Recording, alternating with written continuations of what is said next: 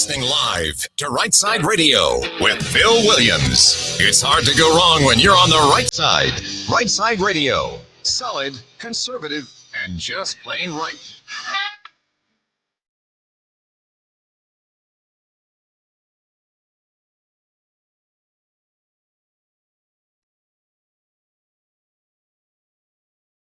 Alabama and Tennessee syndicated news talk leader, Rightside Radio. Phil Williams here live in the Rightside studios. Actually, it's the Rightside remote studio today, but man, we got the local, the state, the national, sometimes the international. And oh, yeah, like the dude just said, solid, conservative, and just plain right. Well, welcome to it.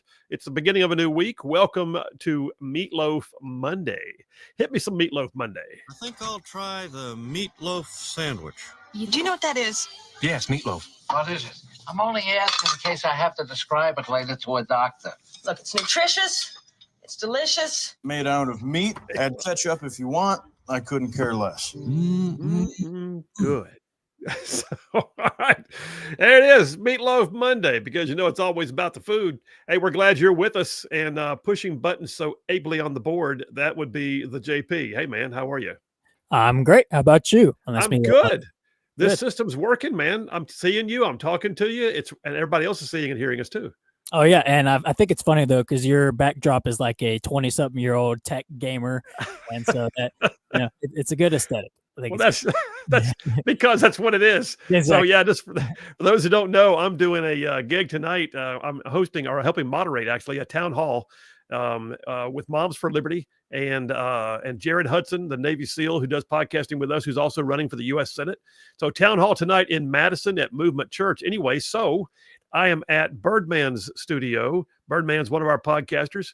He does the Right Click podcast that comes out every week, and Gaming High Techs is back, his gig. And so I'm sitting here in Birdman's studio, and I'm feeling younger just for sitting here. Do I look younger? Yeah, you do. You look hip. Yeah. All right, enough of that. So we got a great show lined up for you. No guests today intentionally because there are some days when I've got so much content, I just want to spend time unpacking it with you. But that means I've still got a triple dipper just filled up with stuff. So hit it, JP. The Triple Dipper. 3 stories you've got to know.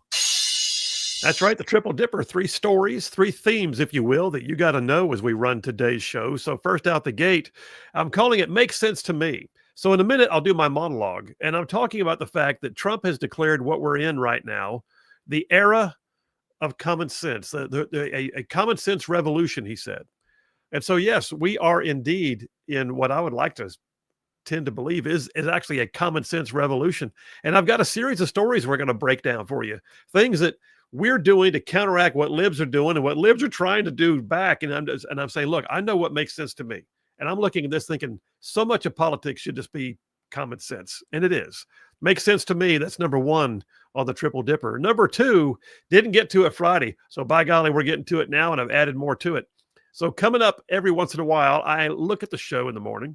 I get the resources ready. I find the stories that are going to support the theme that we're running with. And every once in a while, I recognize I've got to do more about what's happening in our own backyard, right here in our radio listening area, what's happening in and around and amongst us. And that means you got it.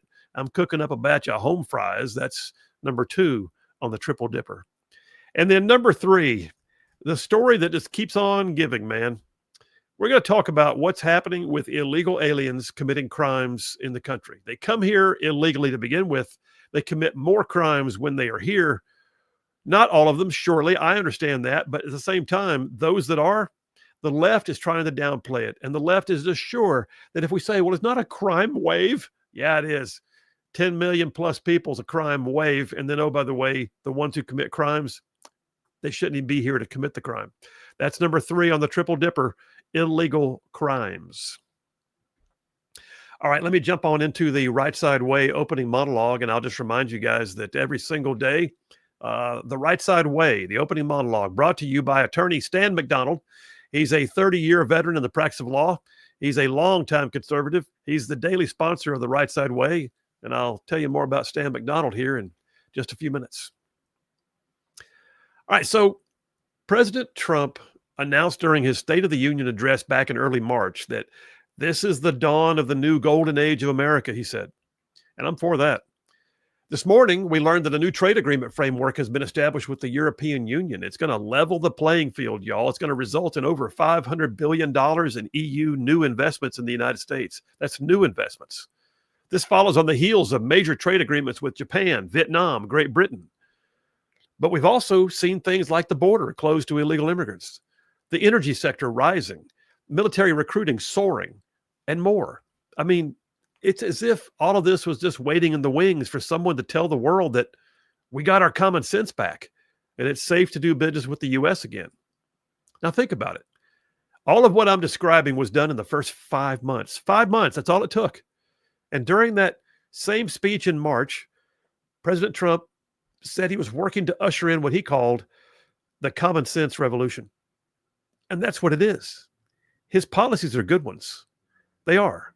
But they're also just built on like good common sense. But somehow I don't think liberals got the message. Somehow liberals missed the memo. We are in the era of common sense, the common sense revolution, and they're missing it completely. We see them doubling down on stupid at every turn, just digging in their heels on every failed policy and social contagion that caused them to flounder in the last 4 years. Last week, I reported on a story out of the New York Post in which it was reported that a Minneapolis hospital network recently held one of those mandatory DEI social justice entitlement seminars for its employees. Keep in mind, I said it was mandatory, the kind that we saw so many of in the past few years. This one, complete with PowerPoint slides, detailed who is and who is not allowed to use the N-word. You heard me. Apparently, there's an acceptable use of the most socially unacceptable word in our language, the N-word. The N-word is vulgar, it's demeaning, it's derogatory. It's an insult. It's racism. But according to the slides from the mandatory HR seminar, you are allowed to use the N-word if you're black. That's what they said. But not specifically not allowed to use it if you are white, Asian, or Hispanic. Actually, let me rephrase it the way they did. The slides from the seminar that was mandatory said you can use the N-word if you're black or mixed with black, but not if you're white or a, quote, person of color but not black. Okay. Last I checked, this would not only be patently ridiculous, but it's such an obvious violation of the First Amendment that it would likely result in litigation. Just saying. You can't tell someone they can say something if their skin color is a certain tone. I mean, make that make sense, please. Well, actually, you can't. Then, oh, by the way, there's a new story out of the city of Boston, where an online ad just went up showing that the city is attempting to recruit police officers based on their religious preferences. The flyer says, join the BPD, that's the Boston Police Department, with the ad stating that the Muslim police officers panel will host an event at the Islamic Cultural Center of Boston.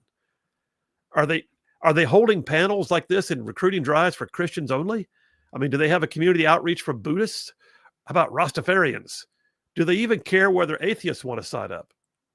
I mean, what is one to think of this? Does this pass the common sense test? I mean, isn't this the government providing preferential treatment to one religious group over another in clear violation of the Constitution? Can anyone make that make sense? Well, bottom line, no, you can't. But every once in a while, a story comes along that shows that even in a liberal enclave, you can still find elected leaders with a modicum of common sense. A story hit the news a while back that really caught my attention. It appears that despite all the odds, despite social pressures, and despite being located in the most geographically liberal locale in the known world, despite all of that, one small town mayor may have actually conquered homelessness. How can this be? I thought that homelessness was an unending continuum to be fully blamed on the failed social constructs of capitalistic demagogues. Did the mayor throw money at the problem? Apparently not. Did he conduct socialist activist marches? No, he didn't. Did the mayor, who appears to have found a solution to homelessness in his city, provide free drugs or demand soft on crime and no bail laws? Did he offer a guaranteed government income? Or better yet, did he just blame Trump? Nope. No to all of the above. It appears that what the mayor in Coronado, California did was employ, wait for it, common sense. The city of Coronado is a beautiful place. I was there once on military TDY. I loved it. Just adjacent to San Diego, named as one of those beautiful beach cities in the nation. It's also home to the U.S. military. It's the place where Navy SEALs earn their trident. The rough size of Coronado would compare to, like, say, Trussville, Alabama, with a population in the 20-something thousands. The politics are mixed. It's been a Republican base for years, but in the 2020 election, Joe Biden actually won with 51% of the vote. Of course, it was 2020, so take that with a grain of salt. Their current state representative right now is a Democrat. The mayor, though, is a Republican named Richard Bailey, and he hit upon a solution to a previously unsolvable crisis in a state, California, that has over 30% of the nation's homeless. In his interview, Mayor Bailey said, here's his quote, he said, "The policies that are in place at the regional and statewide level that are tolerating this type of behavior, meaning the homelessness, that is personally destructive and also destructive to the surrounding communities, are really just enabling the situation to increase through our entire state and throughout our entire region." Oh. Bailey went on to explain that the city works with the police department and a homeless service provider to give the homeless one option, just one. They'll be offered a chance to get the help they need to deal with whatever it is that put them on the street, or they will leave. You heard me right. They are told that they'll be provided an opportunity to improve their lot in life, but if they refuse the help, then they will be refused the usual accommodations that are destroying streetscapes in countless liberal-run cities, some of which are right nearby. So in Coronado, despite being right down from San Diego, in the same state as San Francisco and Los Angeles, there are no homeless encampments. There are no drug use safety zones. There are no needle exchanges. They offer folks a hand up with mental health counseling, job searches, drug addiction rehab, and if they won't take it, if they won't take the help, they are told to leave. What the mayor just described is a politician actually making his community better through the simple application of good old common sense. The interview I read with the mayor, he wrapped up the interview by saying this. He said, quote, "The fact of the matter is, although there's a myriad of reasons that people end up homeless, they eventually only fall into two camps, those that want help and those that don't want help. And of those that are refusing to get help, they shouldn't be granted additional abilities to break laws like tent encampments on the sidewalk or urinating and defecating in public." Well, how about that? And it works. The San Diego Regional Task Force on Homelessness, it collects the data on subjects from all of its surrounding metro areas, and it reports that Coronado only listed one homeless person, just one, within the city limits. But the mayor says that person actually got the help they needed, and they're no longer on the streets. Just like, wow. Look, this to me is a clear indication it is still possible to buck the trends. It is still possible to have common sense in our politics at every level. I mean, what if all of our elected officials move towards solutions with that same level of common sense? Merriam-Webster's dictionary defines common sense as sound and prudent judgment based on a simple perception of the situation or the facts. Another source defines common sense as good sense and sound judgment in practical matters. Well, more of that, please. Yes, indeed. Look, I understand there are political agendas. There's ideological persuasions on both sides of the aisle. There's going to be differences of opinion on how to handle certain circumstances. But in the end, I mean, it's the results that matter, right? The mayor of Coronado, he may not be right on everything, but on that thing that everyone else in his state is getting wrong, he's actually getting it right. Politicians at every level would do well to heed the fact that what he is doing is not rocket science. It does not take an Ivy League doctorate in public administration. It's just common sense. And what we're seeing across the board is that common sense should be allowed to dictate more in our politics than it's often allowed to do. I mean, just good old common sense, which unfortunately is all too uncommon. So yes, I'm for the policies that we are seeing right now in the Trump administration. I'm for the idea of bringing on the golden age of America. I love the idea of peace through strength, America first, and all those things that they entail. But if you get right down to it, everything that Trump is doing is really just good old common sense. And I'm glad to see common sense actually becoming more common again. And that's a wrap for the Right Side Way. Well, there you have it. Common sense. Common sense in politics? Well, apparently it works. Just talk to the mayor of Coronado, California. But yeah, listen, liberals, they haven't gotten the memo yet. They're still determined to try and hang on to it. I'm saying bring back the common sense. Phil Williams, Right Side Radio. Y'all stay tuned. We will be right back. Mortgage guy Yeah. meets Ric Flair. Yep. And then now you're married into the Flair family. Well, not exactly. Okay. She was Ric Flair's daughter. Now she's Conrad Thompson's wife. There you go. Play that for his kids. No, I'm just saying realistically, I'm not Conrad Flair, but she is Megan Thompson. That's perfect. Yeah. So No, she that's joined good. my family, and we're delighted to have her. But yeah, it's sort of a happy accident. I met Rick at an autograph event in Rome, Georgia, of all places. And that was I believe it was November of 2013. And sadly, he had lost his son Reed to an overdose in March of that year. So he was in a challenging headspace, but we quickly headed off, and he was looking for a friend. And respectfully, he was looking for a friend to go drinking with.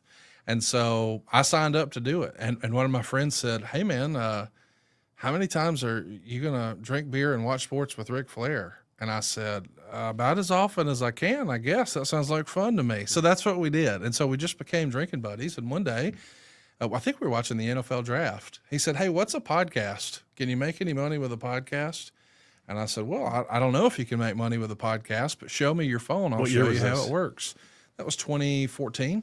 So before podcasts were even cool, really. Yeah, well, I guess, yeah. CBS had reached out to him and offered him a podcast. So in 2015, he launched Woo Nation on Play.it, which was a CBS platform. And he would go into the radio station on Peachtree in downtown Atlanta and record his podcast.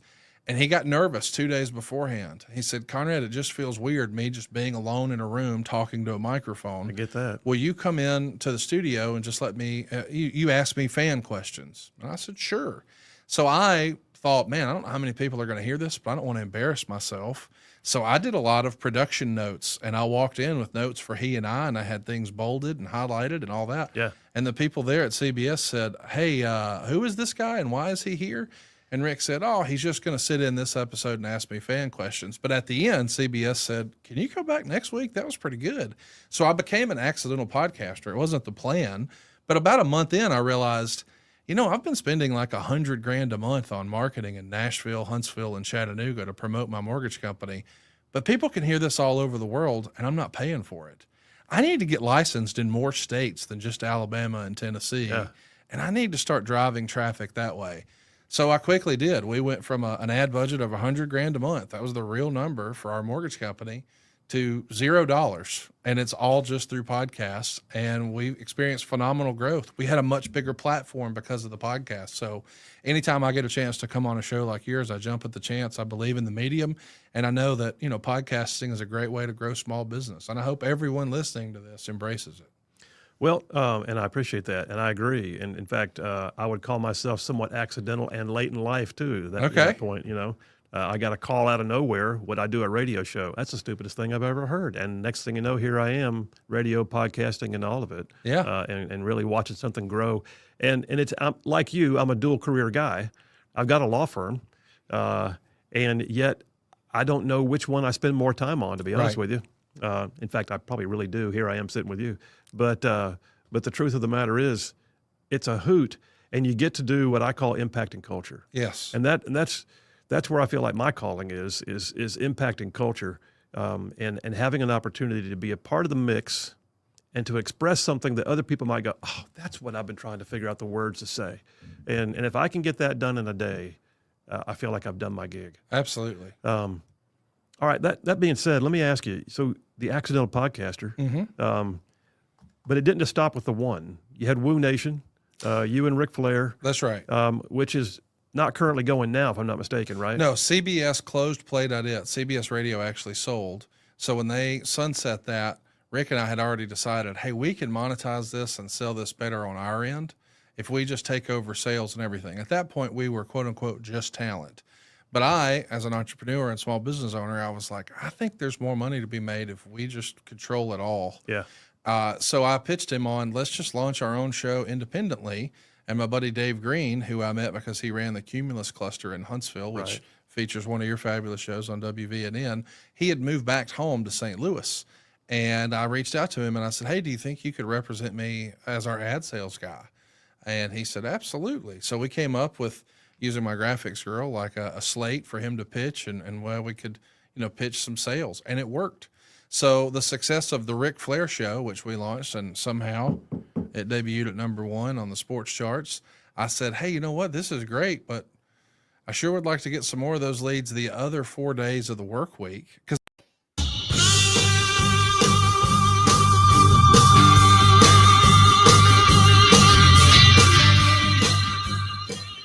And we are back. Phil Williams, Rightside Radio, solid conservative, just plain right. Just making common sense like a superpower.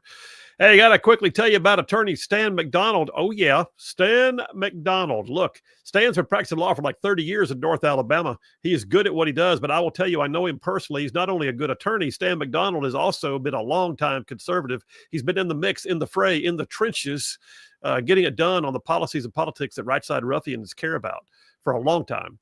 That being said, Stan McDonald has literally represented his legal clients in thousands of real estate transactions. He can stand up for you in any local, state, or federal court. I like to say, if Stan McDonald's on your side, you're going to have no greater friend. Likewise, your adversaries would have no greater foe. So if you need an attorney in North Alabama, I'm going to give you his number. Are you ready? Here we go. Stan McDonald. The law firm is Wilmer and Lee. And the number is 256-479-3020. That's Stan McDonald, 256-479-3020. Sponsor daily of the Right Side Way. Tell him you heard about it on Rightside Radio. Thank you very much. And I feel, JP, I feel very awkward. I don't have to do the disclaimer anymore. I mean, it's up to you. You can keep going if you want. You're just not legally required to anymore. No representation is made that the quality of legal services was ever impacted whatsoever by that stupid disclaimer we had to do for years. And now we all know that when I say he's a good attorney, I just mean he's a good attorney, and you don't have to compare him to every other attorney there. How do you like me now? That was a 10. Perfect. That was me rebelling right there. Yeah, exactly. You know, I am a lawyer. I can fuss about lawyers. I'm a politician. I can fuss about politicians. I'm an Army guy. I can fuss about the Army. But the bottom line is this. Some boneheaded lawyer somewhere said, you know, what we really need is we make sure everybody knows that one lawyer is not better than the other. Of course they're better. Of course they are. It's what happens when lawyers get involved. You should know. There's some bad lawyers out there. I can just tell you, I see them all the time. Text lines are open. You want to text it or call it? It's 833-687-4448. That's 833-68-RIGHT. Text it. I'm here for you. I want to hear from you. And by the way, you can text or call. So yes, indeed. Even though I'm operating from the secret clandestine lair of Birdman, that sounds like a DC comic, doesn't it? But the secret lair of the Birdman. I'm going tonight to be the moderator for a town hall event with Moms for Liberty and the folks with Mark McEtherin's new group, which I believe is called the New Federalist Alliance. And then Jared Hudson, who is the former Navy SEAL, who's a podcaster with Rightside. But Jared Hudson is running for U.S. Senate. And so part of this night is for him to have an opportunity to meet the crowd. I know we've already got a good many people signed up. It's free. I'll tell you right now, it's at Movement Church in Madison. Come on out and see us. I'd love to see you. I'd love to meet some ruffians. So come on out. Come as you are. Don't worry about, having to come in any kind of fancy clothes. It's going to be hosted by Movement Church, which I really appreciate. Movement Church on Browns Ferry Road in Madison. The doors open at 5:30. Program starts at 6. So yes, come on out. I'd love to meet you myself. Shake hands with Emily Jones from Moms for Liberty. Actually, you know what? Birdman's going to be there. Emily Jones is going to be there. And Jared Hudson and me. That's like 3/4 of the podcasts right there in one room. I'm loving that. All right, man. Do I hear music playing? I guess I do. That is you do, yes. Okay. I guess we got to take a break. Phil Williams, Rightside Radio. We will be right back.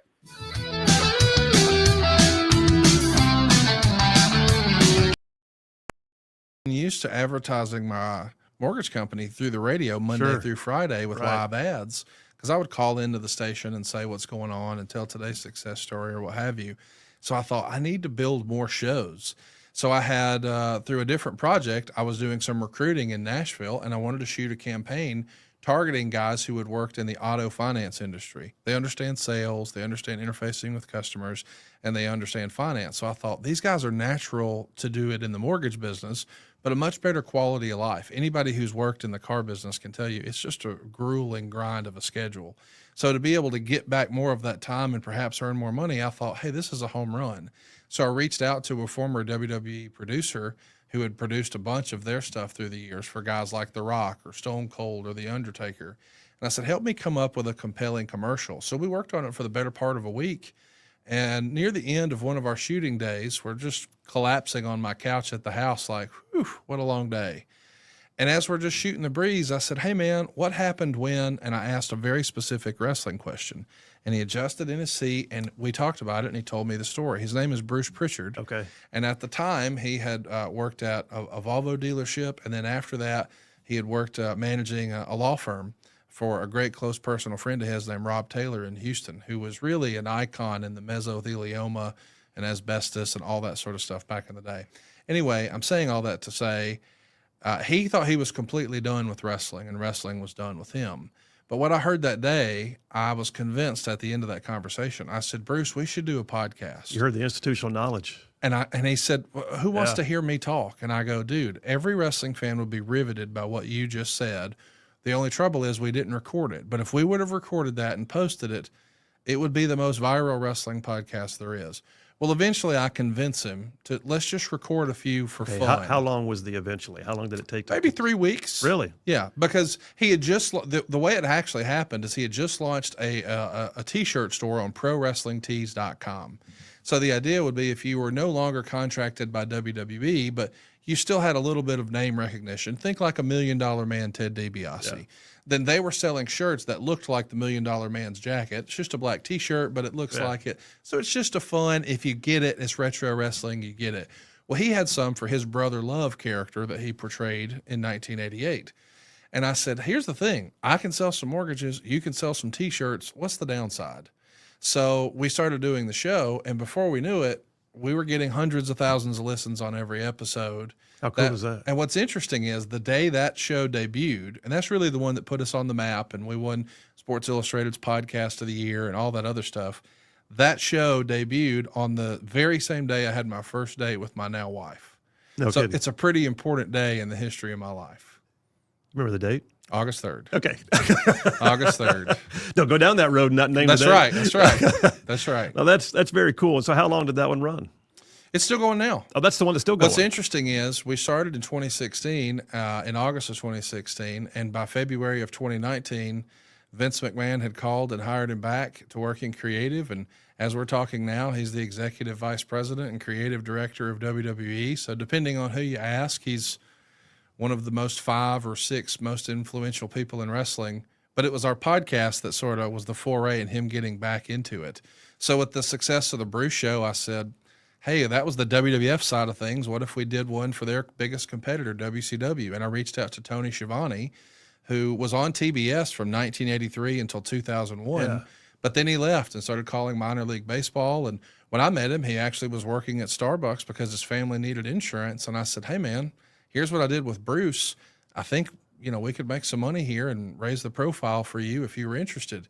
And the timing was perfect because he had just found out his daughter was getting married. He had a new wedding bill coming, and he's like, hey, let's.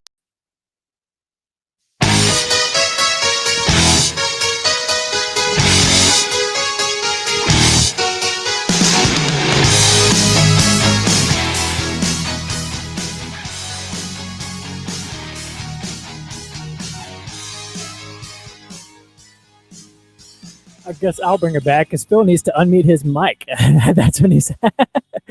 Hey, Phil will be coming in here momentarily. Oh, dadgummit. I was halfway through my intro, man. I thought I could text you in the meantime, but I didn't get it in time. So. Oh, well, hey, when I'm in the mode, I'm not getting text messages. And I was in the mode. Hey, the intro. It's what I get for being off in a remote studio. Stuff happens, but okay. Hey, we're back. What was I saying? Okay, we're back. And we're back. Covering down on Major Ground, Southeast UFS, and I love all of our listeners. That's what I was going to say. Until you just stole the moment from me, JP. Sorry, it was your mic being unmuted. Don't make this out to be like the old guy can't figure out technology. That is not what happened. This was. It wasn't my fault. Don't put it on me. I tell you what. Let me do this. Let me just jump on some text messages. How about that? I'll do that. Allie from Athens just sends a wonderful compliment. Allie, we love you. Thank you so much, and I appreciate you more than you can know. Paul from Athens says, "Great monologue, Phil. I like to call common sense folk wisdom or common folk wisdom. That works. John from Huntsville, he says, Phil, awesome monologue, and I'm loving your new game room. Makes me wonder if you're playing the new college football game during the advertisement break. No. He said, also, did you hear that AOC violated House gift rules related to her 2021 Meta Gala appearance? By the way, JP, the Braves still playing terrible. Thanks for the update. I'm very aware. Fully aware. Yeah. Yeah. By the way, going on the AOC part, yes. I mean, AOC, just if she doesn't have her head on straight for anything, here she is all about tax the rich, and she goes to the Met Gala, which is like, what, $10,000 a ticket or some odd thing. And she didn't report how she got the ticket. So that was a gift of some kind, or did she spend her campaign dollars for it? If so, why? And then she had this dress, and the dress, it said tax the rich. And it was an evening gown that was obviously custom made. And you look at it and go, okay, how much did you spend for that one? Or did somebody gift it to you? And I think we're finding out now it was a gift, which is not a de minimis gift. That's an expensive gift. By the way, it says on the internet that dress was apparently $18,000 to buy. So quite the expensive gift. Are you kidding me? No. $18,000 for a dress? Yeah, the New York Times says it would have been $18,837 to buy, and it said the rental value was only $2,976. So very expensive dress to be wearing. As long as we're talking common sense, tell me why that makes common sense, because it does not. Yeah. Like even a tad. Well, she's, of course, this is what happens when New Yorkers elect a barista to be their congresswoman. And about to elect Mom Donnie as their mayor. Yeah, boy. TL from Huntsville says, excellent monologue, Phil. We daily see examples of Democrat policies that don't work, so it's inspiring to hear about the common sense approaches that do work. But it seems as if the Dems continue to do things that don't work over and over again. Can one eventually assume they actually intended the foreseeable consequences? Sounds a bit like the second half of John 10:10. Oh, yeah, indeed. Well, so nonetheless, I don't know. Every once in a while, I wonder. Like, I'll tell you right now, here's an example for you, TL. And by the way, great text. Is it possible they meant for that to happen? Take a look at the border policies. At first, I thought they just don't want to be Trump. They're trying to change things. Then I thought they've got a different way of doing things, which I don't agree with, but there it is. Then I finally got to the point that I thought there is no way in God's green earth they are doing what they're doing or not doing what they were doing with any other intent except just to allow people to flood across the border, because what they're doing is so obvious. I mean, that's an example of what TL is referring to, that maybe some of those ridiculous policies, maybe they intended the bad result. And I think that's very likely. Although then there's some stupid ones, like the one I read out about, you're allowed to use the N word if you're black, but you can't. That's an asinine policy. By the way, those are healthcare workers. That was for a hospital. Those are healthcare workers that are being told this in an absolutely mandatory HR seminar. Nofre from Lexington says, these Democrats have got to get with the program. Trump's wheeling and dealing. For goodness sake, he has Japan buying our rice. No doubt. That is absolutely true. It is something to behold. Adam from Athens says, can't wait for the event tonight. Ready to meet everyone. Adam, look forward to seeing you there, man. He also said, great monologue, Phil. Can't wait for common sense to become common again. I think we're getting there, man. The bottom line is, those who are in charge right now are bringing the common sense piece back into vogue. The ones that we voted out in November are the ones that are striving to hang on to the inane things they were doing before. Jeff from Athens says, is JP going to be there, or is it past his curfew? Well, JP had to be in Gaston to do the show today, so he won't be able to get up there in time. I wish I could, though. He did. Not by his choice. His boss is just hard to work for, and his boss said, JP, you got to be in the studio, man. So yeah, it is what it is, I guess. We'll figure it out sooner or later. Steve from Sale Creek, Tennessee. Says, was listed on Mountain Men's jargon under. Wait, hang on a second. I'm not sure what we're talking about here. Oh, it's Steve from Tennessee. I don't know what we're doing here. What's he telling me? He sent you a text beforehand that. Beforehand. I got to read back. There's multiple notes. Okay, the N-word, French slang, 1760, from Trappers' Journals and Diaries, is a worthless person, no particular race. I've heard that before, yeah. Robbers, murderers, thieves, guns, and whiskey runners, spoiling the West, trying to escape the law. That's where the N-word came from. But somehow or another, it was switched to being a derogatory term for black people. I think we have to go with what is commonly accepted as the meaning of the word now, which is obviously a derogatory racist word. And the very idea that anyone would say it's acceptable to use an official policy of the hospital as long as you have a certain skin color. Because that, my friends, is actually not what the First Amendment says. I do not support the word. I do support the right of anyone to use whatever words they choose because they're Americans, not just and they have rights, not just because they have a skin color. Jeff from Indiana says, hey, Phil, common sense to a Democrat is as foreign as trigonometry to a kindergartner. I got news, man. There's a reason why I didn't become an accountant. Trigonometry was foreign to me, too. But yeah, I get your point. Absolutely. Harriet from Madison says, looking forward to seeing you and hearing Jared's platform tonight, says Harriet from Madison. Thank you, Harriet. I'm glad to hear it. And he says, when you get a chance, please talk about the 3 candidates from Madison mayor. We need liberals sleuthed out. So I appreciate that. I probably won't get to that topic because I don't tend to deep dive into the local candidates for local mayors when I have this many cities in my listening area. But I am going to be doing congressional candidates because they affect a broad swath, and Senate candidates, obviously. And then Jerry from Decatur says, makes me wonder how much AOC's purse cost. I remember hustling my wife out of Macy's in New York City several years ago. We started looking at purses. Listen, I don't know who started the whole purse scam, but purses, it's like you could buy a car for what people pay for purses. Now, I will tell you that I am married to an extremely reasonable woman. And if I had the ability, I would buy her more purses. And she's probably listening right now and taking note of the fact that I said that. But the reality is she has never worn me out over the purses. But I've seen some, like you look at it and go, well, second mortgage on the house, I see you got a new purse. But yeah, there's that. All right, so we're going to be jumping in a minute to this common sense stuff, right? So we're gonna unwind it a little bit. But I got to tell you, I'm enjoying the fact that Trump said this. So I pulled up the article that summarized it from the March speech. This is from the New York Post. Can you hear me rattling the paper? Is it still coming through? I hope so. Rattling the paper. It is. Yeah. Thank you very much. Yeah. I'm in the remote studio. I don't know what all works and what doesn't. I'm in the secret lair of Birdman. But those of you that live stream the show, by the way, doesn't Birdman have a great looking studio? It's very cool. I mean, this was a labor of love. He put this together, and I'll be honest with you, I'm a little jealous of the technology here. Just JP, it actually, I think it flows better than what I do in the studio. Well, it's fitting for a former professional gamer what his studio should look like. So yeah, it tracks. It looks nice. That's the backdrop. I'm talking about the stuff in front of me right now. The tech you can't see. The things that make it work are impressive. All right, I'll go back to the topic. Let's kick off this topic here. I'm calling this whole section "Makes Sense to Me." That's what I'm calling it. Makes sense to me.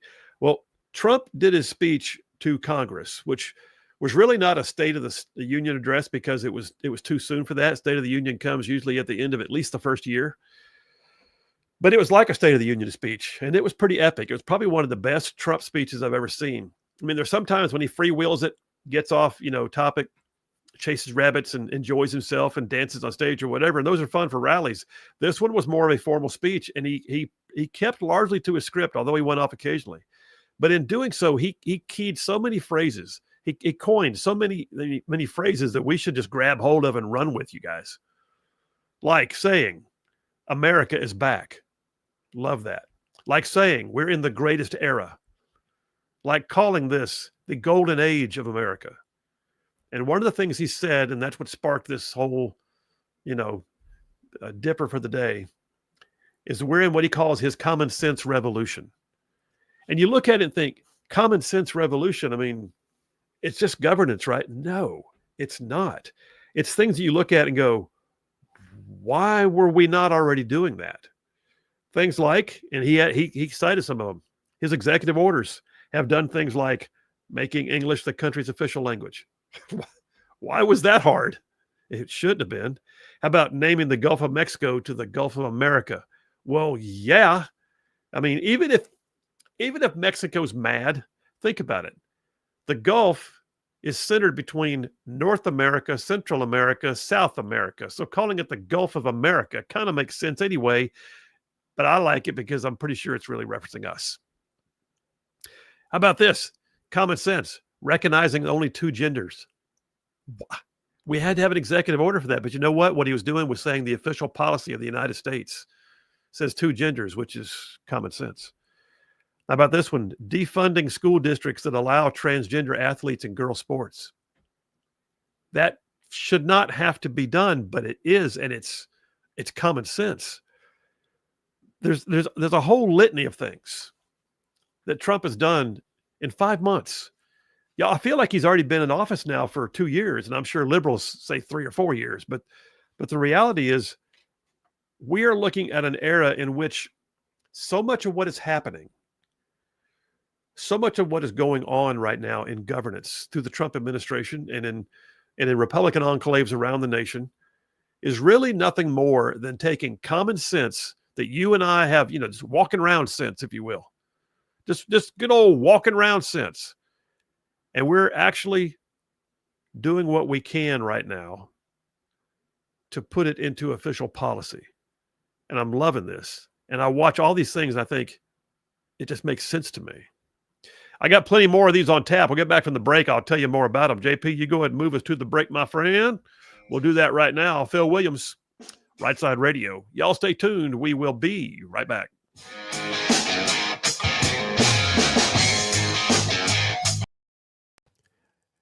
And going through getting ready to sit down with you today, and I've heard your story before, but I've never heard all of your story before. Sure.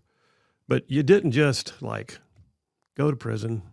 You were on the run for a while, and Sure. then they caught you swinging on a rope out the window trying to get away from a drug bust. Yeah. And I am of the understanding that at some point, Dog the Bounty Hunter was offered the opportunity to track you down, and he declined. Yes, and I don't think he declined. I don't think he based off of. Well, so I'll just tell the story. That's You have to. That's Now what we that do. I've We asked have to about tell it. stories. Yeah. So here I am. I've now racked up 6 felonies. That 6th felony was the doozy. Okay, and the 6th felony was, I was already out on bond. I was already on probation, and I'd been up for 3 or 4 days. Found out one of these guys who had informed the cops about some legal activity that I was involved with. Found out that he had just come into some money, and he owed me money, and he also narked on me, right? And so in that world, you don't do that. Those are the rules, okay? You don't do that. If you want to play in this society, you don't do that. Now, a lot of people did, but there was an enforcement mechanism called me, okay? And if you're going to do that to me, I'm going to find you and I'm going to hurt you. That was the way it worked. And he wasn't the only one that I did that to, but he was the one that ended up telling the cops again. So I went to his house. I'd been up for 3 days, strung out on meth, pound on his door. He answers the door. I said, he's like, "Hey, man, what's going on?" I just immediately said, "Why'd you tell on me?" "And I didn't tell on you. I didn't tell on you." I walked into his house, pushed him. "Why'd you tell on me?" "I didn't tell on you." And I just started to beat him relentlessly. And the guy that I was with, so the way that it reads in the charges, and it's because they only wanted me to go down. They didn't care about the other guy that was with me. I was their target, okay, for the cops, law enforcement. I was the one running all these drug rings and theft rings and motorcycle theft rings and all this stuff. So they were after me, and I wasn't going to tell on the guy that was with me. But this is what actually happened versus what if you read the articles online and the charges and stuff. I was tasing him and beating him and tasing him with a taser and beating him, trying to get him to admit that he told on me.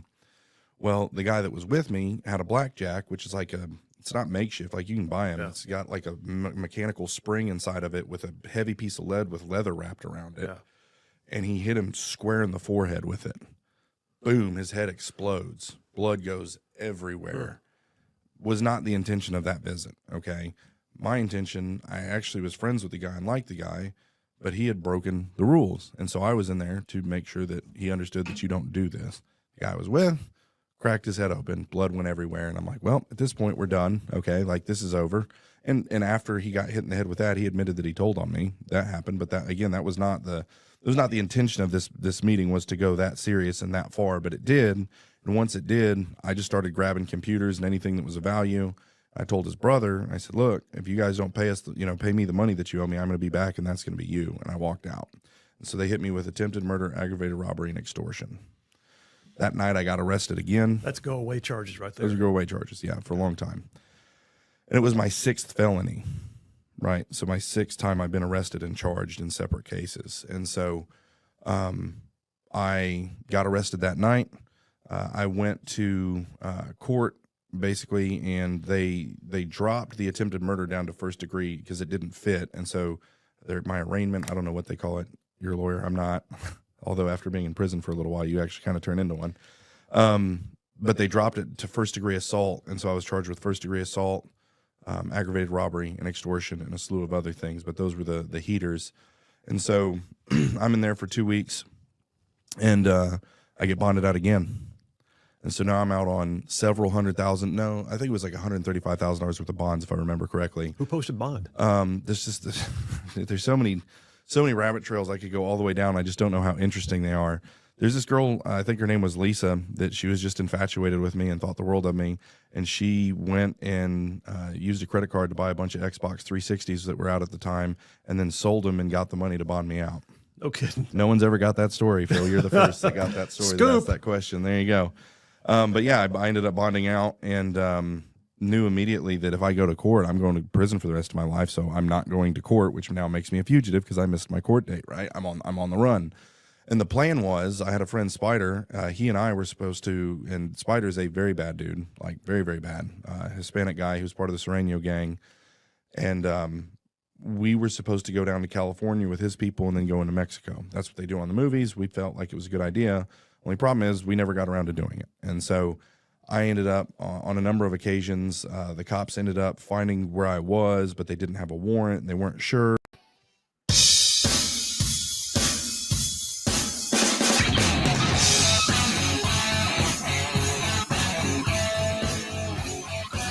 And we are back. Phil Williams, Rightside Radio. Solid conservative, just plain right, just making common sense like a superpower with my mute button turned off. So yay, that's good. I came back the right way, JP. Thank you. Thank you. Thank you. I lived to make you proud. Hey, I got a couple of quick texts. We got a brand spanking new texter in the text line. JP, if you haven't already plugged him in, go ahead and do it. It's Mountain Mikey. Mountain Mikey from Flintstone, Georgia. We're glad to have you in the mix, man. Thanks so much. So yeah, Mountain Mikey, we got you in the system now. David in Huntsville says, U.S. will never be a socialist country, end quote, from President Donald Trump's State of the Union address in February of 2019. The U.S. will never be a socialist country. President Donald Trump's State of the Union address, February 2020. I agree. Let's keep it that way, man. And I'm think he's still working in that common sense fashion. Allie Mathis says she's going to be there tonight at the event. So yeah, I will be out at the town hall at Movement Church in Madison tonight. Anybody who wants to show up, come on by, man. I'd love to meet some ruffians. I'll be shaking hands and glad-handed with folks. I feel like I'm running for office, but I'm not. But Jared Hudson, the former Navy SEAL, who is now running for the U.S. Senate seat being vacated by Tommy Tuberville, it's partly his night. But the night is being sponsored for you by Movement Church, which is a church that's, got a great reputation, but they're also not scared of politics, which is huge. Also, Moms for Liberty and the New Federalist Alliance, Mark McEtherin's guys. So anyway, yeah, come on out. Doors open at 5:30. Program starts at 6. Movement Church on Browns Ferry in Madison. All right, so JP, you said you had a couple of text messages or messages too on social. Yeah, we got John from Huntsville on the YouTube saying Happy Meatloaf Monday, everyone. And then we got Happy Meatloaf. Mike from Harvest on the Rumble says, interesting studio there, Phil. Thank you. Backdrop. We also got Kyle Sims on the Facebook. He's got 2 comments. He says, AOC isn't rich compared to the common man like Trump, Bezos, Musk, and Gates. Then he says, we finally got leaders that actually want to solve the issues. Too often we get strong campaigners and no-show leaders. Wow. Okay. Wow. That's good summary text. Yeah. So by the way, the studio that I'm in, for those of you who don't know, since I had to be up here in Madison tonight, Well, that's where Birdman's at. So Birdman does his podcast called Right Click. He's one of our podcasters. The Right Click podcast, if you're not familiar, Rightside Radio is what you're listening to right now. But Rightside Radio is only one of the productions of the company Rightside Media.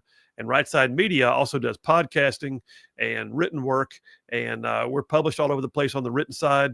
But on the podcasting, we have several podcasts, one of which is Birdman, who has one called Right Click, which is all based on his experiences being a competitive gamer, high tech, all of it. So, yeah, JP is good at what he does. But, JP, how many times have we called Birdman to say, how do we turn this on? So, well, Birdman's coming in clutch tonight, too, to try to live stream the event onto our social media platforms as well. So, thank you to Birdman. Great point for that. Yeah, those of you who are not able to make it to Madison tonight to Movement Church, you can live stream the event. Hopefully, we got to get there and get set up and make sure it all still works. But hopefully, we'll be live streaming the event right here. Tell them where, JP. We'll be on Phil's personal X page at Sin Phil Williams. It'll also be on Phil's Facebook page, which I believe is also Sin Phil Williams. And then I believe it will be going. Yes, it'll be going to our YouTube as well. So Rightside Media on YouTube. You can check it out there. Cool. All right. The wonders of technology. Let's jump back into Makes Sense to Me. So some of what I'm seeing right now in the Trump administration is just like, I mean, there's good policy. There's like, but so much of what you're seeing, the underlying just appears to be rooted in common sense. I mean, let's take a look at the military. How about this? Transgenders who are not able to deploy because they are transgenders. Why do we have them in the military? Well, we don't anymore. That's just common sense because the military's job is to win wars, to break things, to kill people. I'm just saying that this is. And if you get down to it, if you are in the military and you are volunteering yourself to be non-deployable, that makes you not an asset to an organization that needs people to be able to deploy. Having been a third-generation Army officer myself, with family members still on active duty myself, I kind of think it's only right that if you're going to be in, common sense says you should at least be somebody who's deployable. Then there's other things that are going on right now, like this one. I pulled this from theblaze.com. All right, now, JP, I happen to know you live in an apartment, but so you don't mow grass right now, but I'm sure you mowed grass back when you were home, right?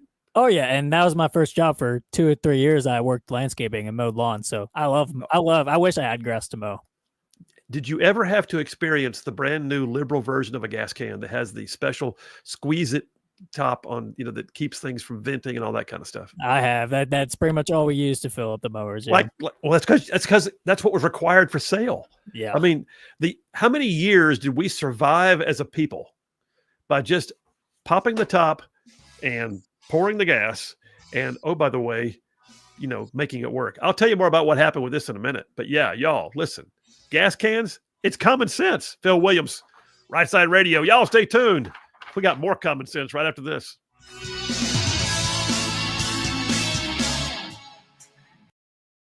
There's a couple different ways that I was able to get away when I was on the run. Yeah. And that infuriated them. Okay. This is how long? Like several weeks? Yeah, it was about 2 or 3 weeks. Yep. And so you had, at the time, there was Officer Mork and Officer Goldbranson, which were with Colorado Springs Police Department. But then you had Sergeant O'Driscoll, who was the head of the Fugitive Task Force and Crime Prevention Unit. You still remember their names? Yes, I do. And there's a story in that too. This would have been 2007. Oh. Yeah, and so Sergeant O'Driscoll and his team, not only was he on the Fugitive Task Force, he was part of the Crime Prevention Unit. So even before I was a fugitive, both Mork and Goldbranson and Sergeant O'Driscoll and his team, they were dedicated to bringing me in and taking me down. Okay, because of the threat that I posed in running these crime rings or whatever, and but the Crime Prevention Unit and Fugitive Task Force, it was ran by Sergeant O'Driscoll. They ended up they have like unlimited budget, work with the feds, all this other stuff, and so they were on me.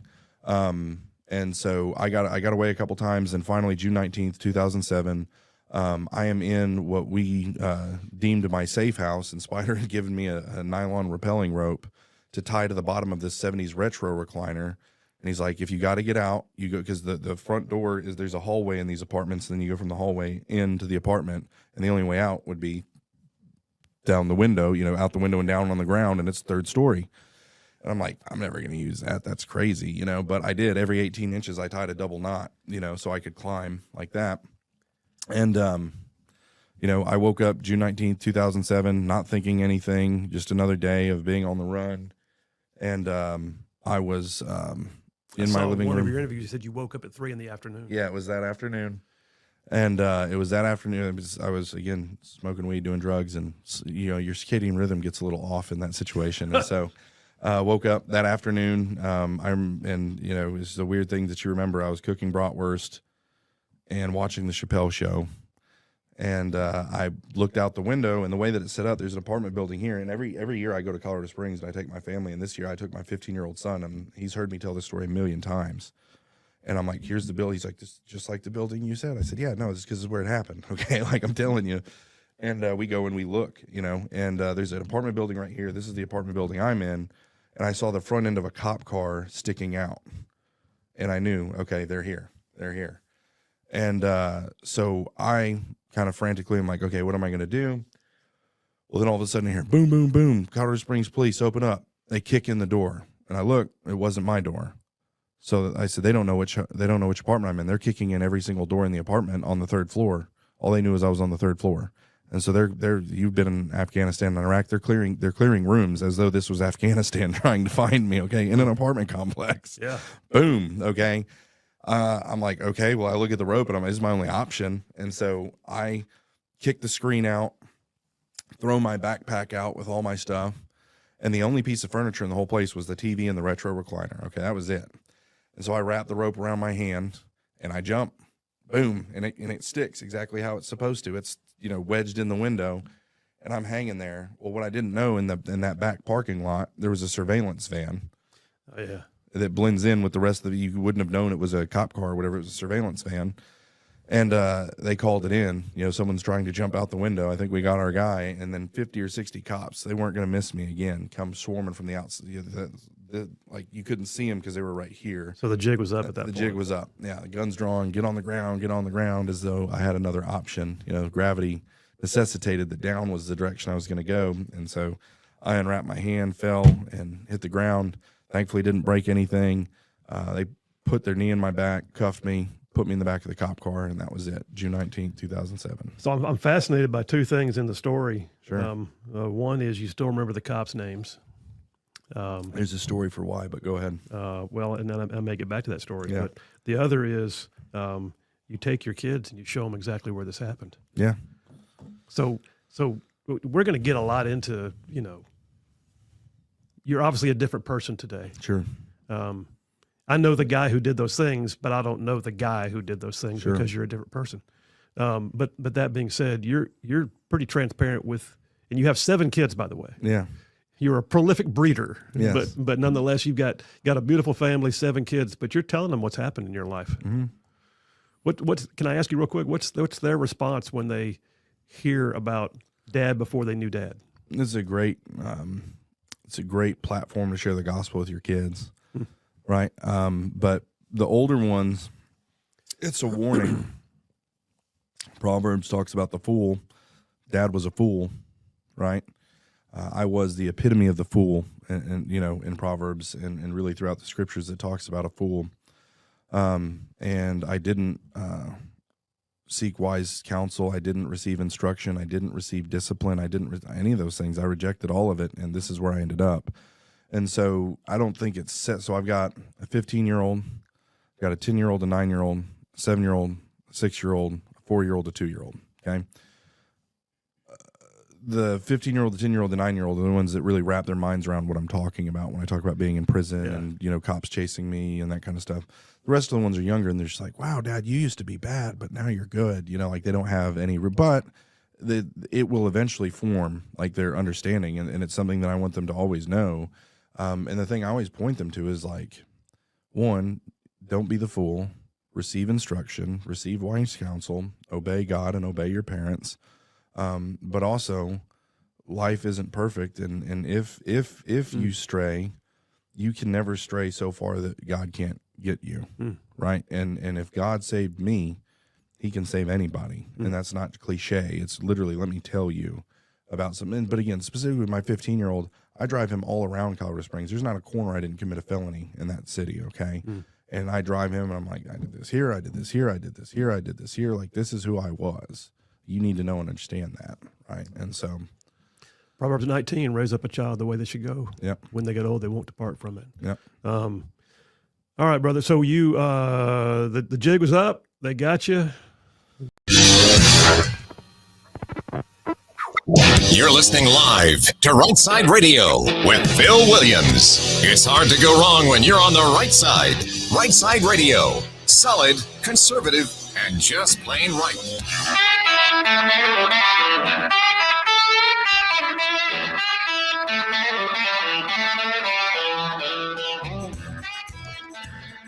Alabama and Tennessee's syndicated news talk leader, Rightside Radio. Phil Williams here live in the remote Rightside studio. Man, we got the local, the state, the national, sometimes the international. And oh yeah, like the dude just said, solid, conservative, and just plain right. Well, here we are on a Meatloaf Monday, and I am in Dipper number 1, hour number 2, talking about common sense.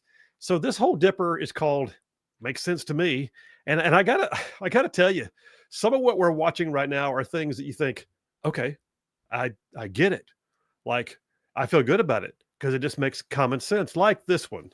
So by the way, I spent hours this past weekend doing some yard work, just like slaving. And I'm talking about July heat in Alabama. Those of y'all that are listening right now, I know exactly what I'm talking about. And I'm talking about just about broke my manhood. But anyway, outline out there working, and I had to go at one point and put gas in the leaf blower. And I was once again thinking, why do I have to do this? Why is it that I have to like hold the can a certain way, squeeze in the trigger release, push together with the heel of my hand, and then tip up and pour after taking the cap? I mean, first of all, I understand there's a safe way to keep gas. But what the Democrats have done over time with regulation makes no common sense whatsoever, all the way down to the cans that we use to put gas in our lawnmower. So Lee Zeldin, our EPA administrator, Lee Zeldin, who I love Lee Zeldin, talk about a common sense guy, but Lee Zeldin, working in the Trump administration, he shared a letter on Thursday encouraging manufacturers to produce cans that best meet consumer needs with vents to facilitate fast, smooth flow. In other words, get away from this ridiculous, burdensome, just ridiculous. We're talking about getting the minutia of our lives, y'all. The minutia of our lives. He says gas cans used to pour gas. Now they just dribble like a child's sippy cup. The Trump EPA's message to gas can makers is vent the darn can and let the baby flow. Can I just go ahead and say, yes, please? That just makes good common sense. But that's where we are right now. We're actually Chip Roy of Texas, Congressman Chip Roy. He's now come up with what he calls his Gas Can Freedom Act. And I love this, but it's to eliminate the unnecessary federal regulations that have made gas cans largely dysfunctional. I mean, so I don't know about y'all, but I feel strongly that a lot of common sense is lost when the government gets a chance to, prove its worth. When the government gets into the position of trying to put regulations in place in order to sort of satisfy themselves that they have a reason for existence, then all that we've done is allow common sense to be shoved aside in order for the self-licking ice cream cone of government to run its course. What do I mean by that? By the way, you're welcome to borrow that, the self-licking ice cream cone. Just tell them you heard it on Rightside Radio. Self-licking ice cream cone. It's an ice cream cone that just basically eats itself. And that's what government does. Government comes up with a need to prove why it's important for them to be seen as important. So they create a regulation that they say is important. And then they mandate the use of a certain product that validates the regulation they thought was important. And then it comes back around to where government says, see, we did a good thing for you. No, you didn't. You just changed the market. You just forced things on people they didn't need. So the end result of it is a self-licking ice cream cone is the lack of common sense. Here's another one. How about this guy, Mamdani, that he is running. He's the Democrat nominee to be the mayor of New York. Y'all, listen. We cannot underestimate the seriousness of this. the mayor of New York City is in many ways like the leader of a small nation. Truthfully, it is. And I don't say that like as some kind of hyperbole or rhetoric. If New York was to secede from the Union and become its own nation, it would already have the 12th largest economy in the world. Think about that. The 12th largest economy in the world as a nation if it were to secede. That's how big New York City's impact is. It's where Wall Street is. That's where theater is. That's where the arts are housed. That's the crossroads of the world, Times Square. That's just, listen, the bottom line is the mayor of New York City is a big deal, and it really is to all of us. We can't vote, but we should care. Mamdani has got no common sense. By the way, I'm loving the fact that they're calling him right now the limousine liberal. He's been known as the limousine liberal, as the champagne socialist. He's just, okay, anyway. One of Mamdani's policies, oh boy, one of Mamdani's policies that he wants to put in place is he's got a whole list of socialist goodies he wants to run with, but one of them is city-run grocery stores. City-run grocery stores. Because apparently when you run for the mayor of New York City, you don't have to look around and see what's worked somewhere else. It doesn't matter that socialism's never worked anywhere in the world. It doesn't matter that socialism is a failed construct that has never succeeded. You can go ask Cuba. You can go ask the former Soviet Union. You can go ask Venezuela. You can just look around the world. You can ask North Korea, but they wouldn't answer you because they don't want to deal with it.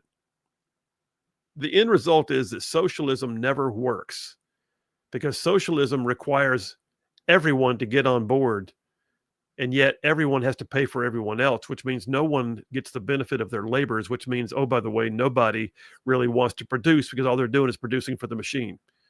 And there's no reward in it. It removes incentive. It removes drive. And then Mamdani comes along and wants to be a socialist New York State or New York City, one of which is no common sense city-run grocery stores. Just so you know, there's an example out there of why it doesn't work. Kansas City. So Kansas City in 2018, I don't know how I missed this story. I guess because it came out before Rightside went on the air. Kansas City opened up what they call KC Sunfresh. Yeah. What's that? It's basically a government-run grocery store.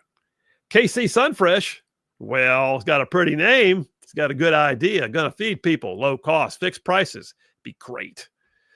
It was an attempt to address what they called a food desert. Okay, a food desert is where liberals claim that people in a certain locale don't have the means to go to a grocery store somewhere else, so they need one near them. Okay. Anyway, so they demanded that a government-run grocery store be set up in what they called a food desert, an area where residents might not have access to a store that sells meat and fresh produce and other healthy options. Located in an area that's, sometimes crime-ridden, but, we got to force it to be there because, government. Common sense. Anyway, the store has lost $900,000 since 2018. Stores' shelves are largely empty. Does the concept of government-run, city-owned grocery store really work? Well, Fox Business Channel sent one of their reporters over there to check things out. I got the piece right here from Red State. Red State says, as far as prices go, one shopper said prices were actually better. Yeah, but there's no meat. There's no vegetables. This is a quote. There's no nothing. Are you going to take care of the community that surrounded you? If not, sell the store to somebody that can be more responsible. The Kansas City mayor, Quentin Lucas, says the city is trying to make things right, saying, while I hear and understand the crime issues and the concerns, while I hear and understand the crime issues and concerns, that's basically, that's his way of starting off with, but he says, we're still doing pretty darn well. So we do want to make sure that we can get the operations right. And that's the work that we're collaboratively trying to do. That's why his saying of, okay, we've been doing it now for 6 years and we're still trying to get it right. Just so you know, it's owned by a nonprofit, by the way. In a quick look at the KC Sunfresh portion of the website, it shows a beautiful store with fully stocked shelves. But if you walk into it, you find out it's just the opposite in real life. Common sense, y'all. It's just common sense. How about this one? I'll pull this up. What happens when you have basically a social agenda mixed with your government action. Well, it's never going to go well, especially if you're in the liberal left. Another piece from Red State. A lady from Oregon named Jessica Bates, that's her name. Story here, Dateline July 24th. Jessica Bates just won a huge victory from the Ninth Circuit. By the way, I'll tell you right now, lawyer Phil talking, the Ninth Circuit is typically the most liberal circuit in the federal district bench around the nation. If I were to walk in to an 11th, we're in the 11th Circuit here, Georgia, Tennessee, Alabama, the 11th Circuit. If I were to walk into an 11th Circuit courtroom and quote something from the Ninth Circuit, I'm pretty sure I'd be laughed out of court. At the very least, the judge might look at me and say, "Counsel, I believe you have quoted a Ninth Circuit case to me. Surely you understand." Well, anyway, the Ninth Circuit, though, just looked at a policy that was preventing Miss Jessica Bates from adopting foster kids because she wouldn't buy into the state's gender ideologies. Think about it. When common sense says a loving parent who has proven her ability to raise kids cannot adopt solely because her religious beliefs lead her to believe that telling a child that they were born wrong and need to be changed, that prevents her from being a loving mom, well, the Ninth Circuit agreed it violated her First Amendment rights. Go figure. It's just common sense. Alliance Defending Freedom worked on the case. Alliance Defending Freedom said these policies are all too common in left-leaning states. They harm children who need loving families more than anything else. And we're thrilled that Jessica's courageous stand has resulted in this win at the Ninth Circuit. And we pray it will lead to more victories for children. Gender ideology should never block parents from loving parents from helping children in need. Story on Red State. I'm just telling you, folks, what you're hearing right now is common sense. Let's go and take a break, JP. We'll take that break right now. We'll come right back from this one. I'm going to keep it moving. I got a little more common sense we got to cover because, y'all, there are things out there right now that are designed to actually make society a better place for all of us. And it's all common sense. Phil Williams, Rightside Radio. Y'all stay tuned. We'll be right back.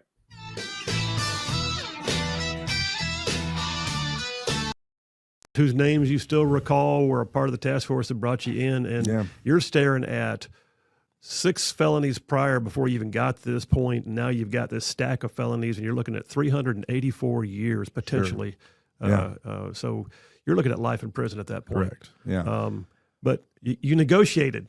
Yeah. Did you negotiate for yourself or did your lawyer do a good job? It was a mix, but there's a bunch between that. But yeah, it gets into mediation. But there was 9 months between then, and in those 9 months, they take me to county jail. I'm facing 384 years in prison. At least that's how my public defender described it, because how it works, and the numbers are shaky in my head, but I have to do the math. But either way, each charge that I was charged with gets doubled because I was on probation and on bond, so they can double it, so they enhance it. Yeah, and then they times it. They can times it by 4 because it's the habitual criminal. Yeah. Right. And so I can break it all down with math or whatever, but the habitual criminal. So if you have 3 felonies, they call that, I'm not going to say what they call it. It's the B word, the little B word. And if it's 4 or more, they quadruple your sentence. And they call that the big B word. Okay. Habitual. Anyway. So I was at 6. So I'm times 4. And then so they stack. And then they times it by 4, and then that's where that comes from. This is state, not federal, right? State, Colorado State. Yep, Colorado State prison. It didn't wind up being 384 years, but you still got a pretty stiff sentence. Got a pretty stiff sentence, and the transformation really began in county jail. So I was in county jail for 9 months, basically holding out, and that's part of your negotiations in county jail. I was like, well, I'll just sit here until you bring me a deal that I want, right? And they'll only do that for so long, but. It is, some people just want to get in there and they plea and they go to prison, but I was going to, bide my time or whatever. Well, I'm now in county jail thinking I'm going to go do the rest of my life in prison. That's how I'm seeing this. And so I'm in there thinking I have to create this reputation of being a bad dude. So when I get to prison, people won't mess with me. And so I do, and I'm hanging out with all the wrong people in there. I catch one assault case. They put me in the hole, then send me to another unit. I'm there for a little bit. They bring in another guy that had told on one of my friends. And I had to go beat him up really, really bad. Caught another assault case. So I caught 2 assault cases in county jail. So on top of all my other stuff, I caught 2 more assault cases. They were misdemeanor assaults, but they're still assault cases. And they put me in administrative segregation after that. So they're like, okay, you don't play nice with others. That's solitary, basically, solitary, right? correct. Exactly what it is. Yep. Solitary confinement. You're in a cell by yourself for 23 hours a day. You get an hour out to make a phone call and take a shower, maybe do some push-ups or whatever, and you go back to your cell. That's what you get. And I was in there for about 4 months. Okay. And, so it was 9 months total, 5 months out, 4 months in ADSEG or solitary. And in that stay in solitary, God began to open my eyes. I don't believe he saved me yet, but he opened my eyes to the fact it was my fault that I was in there. And this is huge. I was just reading a Rick Burgess's new book last night because I'm going to interview him later today. But it like that was one of the chapters when it talks about just rugged accountability. Like you have to take accountability for your actions if you're ever going to repent. And this was the beginning of me realizing, because up to that point, I blame my mom for my circumstances. I blame my dad. I blame the judge. I blame the cops. Da da da da da. No more victim. Exactly. And but what was wild though, I really believed I was a victim. Like I wasn't just saying that to get out of trouble. I really believed it, which is weird. But God, in his mercy, opened my eyes like, no, dummy, this is your fault. Sure, does your mom and your dad play a role? And oh, yeah. But your choices got you here. They didn't beat that guy up. They didn't jump out the window. They didn't, sell drugs. They didn't do those things. You did those things. Yeah. And so when I realized that my bad choices created the bad circumstances, that was extremely liberating, because what it meant is that I was free to make good choices that would then create good circumstances. And it was like this epiphany that went off in my brain. And so as much as you can in a cell by yourself, I began to start taking ownership of my thoughts, feelings, behaviors, decisions, all that kind of stuff. So much so that my family really began to because I would have a phone call a week. That's all they would give me. Not that I could call them every day on my hour out if I wanted, but my family would pick up the phone once a week. They'd cut me off. I'd burned every bridge. Wow. And in those weekly phone calls, my family started to notice a huge change in my attitude. Who'd you call? My grandma Barb. Okay. Yep. And I would call my grandma Barb, and usually it would be on Sunday night, and my mom would be over there, and my brother would be over there, and and so they'd pass the phone around or whatever, and I'd talk, but.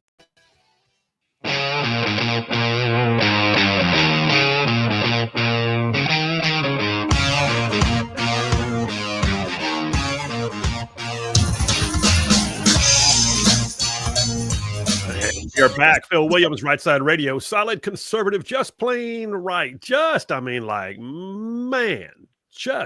the world one soundbite at a time. All right, sitting over here, those of y'all that are watching on the live stream are like, where's Phil sitting? I am in the Birdman lair.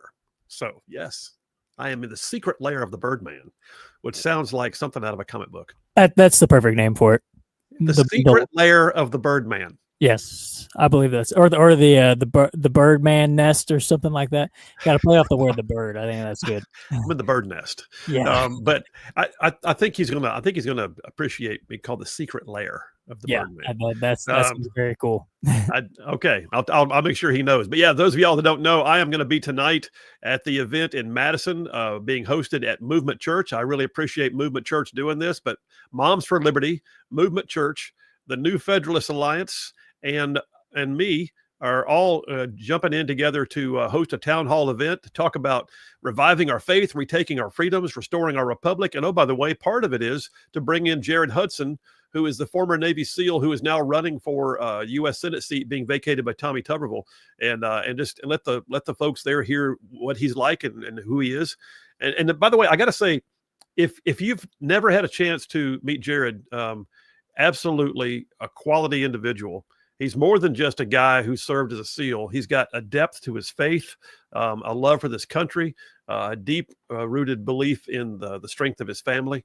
And we did a full podcast with him, the Just Right podcast, which is our long form podcast that comes out periodically. The Just Right podcast, the very first one we did, before we ever knew he was going to run for office. We did one with Jared. We had it sitting in the can while we got a couple of others ready. And then we put that one out right as he was announcing he was running for Senate. So you got an hour and a half of Who is Jared Hudson on the Just Right podcast. And you can find that on our YouTube page. You can also find it on our website, rightsidemedia.org. Let me wrap up this section on Makes Sense to Me. So Dipper number one, makes sense to me. How about this?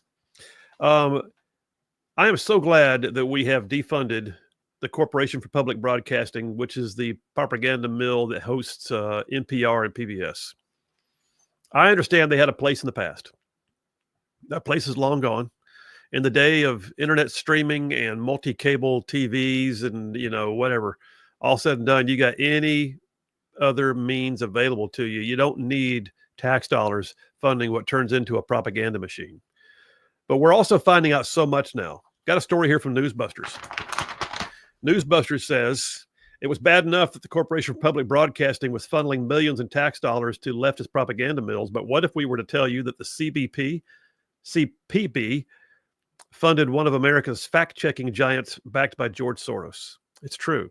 So what we're now discovering is that almost $600,000 was given by the Corporation for Public Broadcasting to a group called the Poynter Institute for Media Studies. The Poynter Institute for Media Studies is funded by George Soros. And the Poynter Institute for Media Studies is notorious for having advised all of the big tech platforms like Facebook and others how to censor people during COVID. Great. We also found that in 2019, the Poynter Institute for Media Studies put together what it called its blacklist, calling it the Unnews.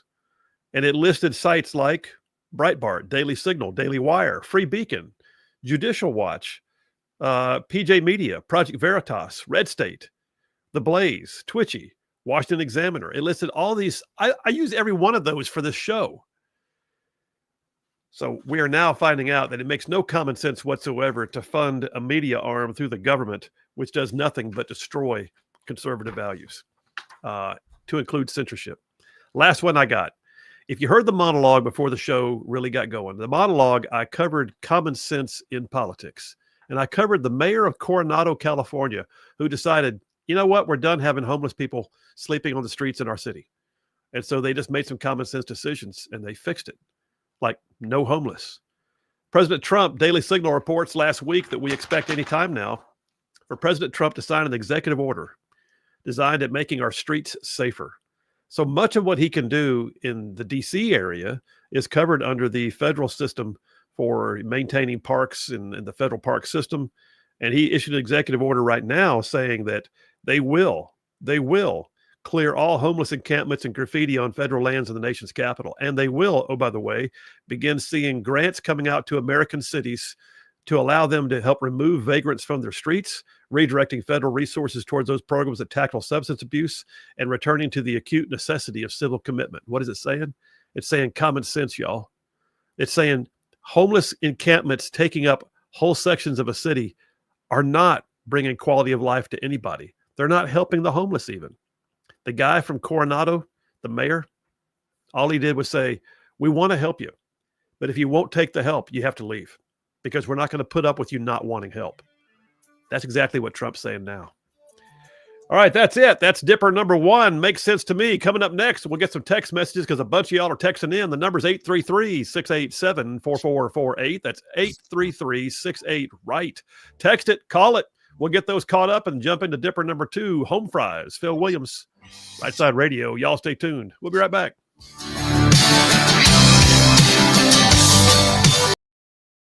Specifically, my grandma Barb is like, something's changed in him, and everyone, and and a lot of people in the family told grandma she was crazy. You just got a soft spot for Brian, whatever. But she's like, no, I feel like something's changed. And your dad's mom or your mom's mom? That's my mom's mom. Okay. Yep. Meanwhile, my dad's mom, the one that was teaching Sunday school for Miss K, Scott Beeson, when he interviewed me, said, who was praying for you? It was a good question. I said, well, Betty Dawson was. And lots of credit goes to her for that. But Grandma Barb, she began to really believe in me and believe that there was a change that had happened, so much so that she, so in this time period, that 4 months I'm in there, I guess about 3 months into my ADSEG stay, my public defender came and said, "Okay, Brian, the district attorney," she was like really excited to give me this deal, like it was a good one. Your attorney was? Yes, a public pretender. And she comes and says, "Brian, this is great. If you sign this deal, you're only going to get 32 years with a crime of violence." And I'm like, amazing. But when you're 23, 384 and 32, there's not a lot of difference, right? And so, I was not real excited about that. So, I called my grandma and I said, "I'm going to prison for the rest of my life." Because the way it works in Colorado, it's way different than it is in Alabama. On a 32-year sentence with a crime and violence sentence enhancer, which is another way that you have a crime of violence, so they stack your sentences, then they aggravate it, and then they multiply it. So it's basically they're just going to throw everything they can at you if you go to trial. And she explains this to me. If you go to trial, this is what they can do to you. But I tell my grandma I'm going to prison for the rest of my life, and she reaches out to these attorneys. She's got a little bit of money. She doesn't got a lot of money. She's just reaching out to these attorneys. They're like 60 grand, 120 grand, 150 grand to represent. He's got 6 felonies. I'm underbilling myself apparently as an attorney. Yes. Well, if you get into criminal law and you got a guy with 6 felonies, you should probably charge him. But they're like, and she's like, "Well, I can't afford any of that." And I said, "Go talk to Jeff Barker. Jeff Barker's got a great reputation for being kind of an up and coming new lawyer who's just really, really good." And she goes and sits down with him, and he's like, "Look, best I can do is $10,000. And if he goes to trial, I need another 10. My grandma says, "I don't have another 10. He's like, "Well, he ain't going to trial, so I'm not that worried about it." Right. So he's like, "Okay, $10,000. And so he ends up becoming my attorney. And we're a little bit long for him. So I'm going to go into some of this because this is really cool. I've never told this part of the story in any media hits. And so, now I'm up against the wall when I try to retain this attorney. The next day, I've got to take my plea or I've got to go to trial. So they've got witnesses showing up for my trial that day. So if I don't take the plea, I go to trial. You're down to knuckle dragging. And you're an attorney. You kind of know how some of this stuff works. Yeah. The judge says, "You don't get a new attorney, buddy. No, he's not your attorney. Your attorney is this lady, and you either sign the plea or you go to trial." So I'm like, my grandma's like, my new supposed to be attorney's like, and the public defender comes over and she's like, "Hey, I don't know how this happened, but one of the witnesses in the case got stuck in traffic or whatever, and she's not going to be able to be here. She has to get back to work." And so they had to delay it, and they punted for 2 weeks.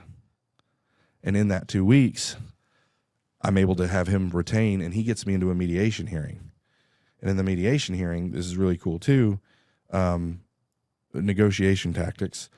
They were never able to. So what a mediation is, they have a retired judge. His name was Judge Toth. I'd be in one room with my attorney is how it's supposed to work. And it's supposed to be at the courthouse. And I'm in one room. The district attorney's in another room. I'm with my attorney, and Judge Toth goes back and forth. Okay. I think I should get 8 years. Well, we think you should get 32. Well, I think I should get 10. I think it's basically like horse trading. Okay. Well, we couldn't get our calendars to line up to get it done at the courthouse, so she had to come to the county jail on Martin Luther King Day on her day off. Okay, and she's in there in her pajamas. The deputy district attorney, she's in there in her pajamas. She's absolutely pissed that she's there, and I can see this. I'm like, she doesn't want to be here. I've got 384 years. I've got nowhere to go, and she obviously doesn't want to be here. So I just kept dragging and dragging and dragging. We discovered years ago the best time to buy a car is right before the staff.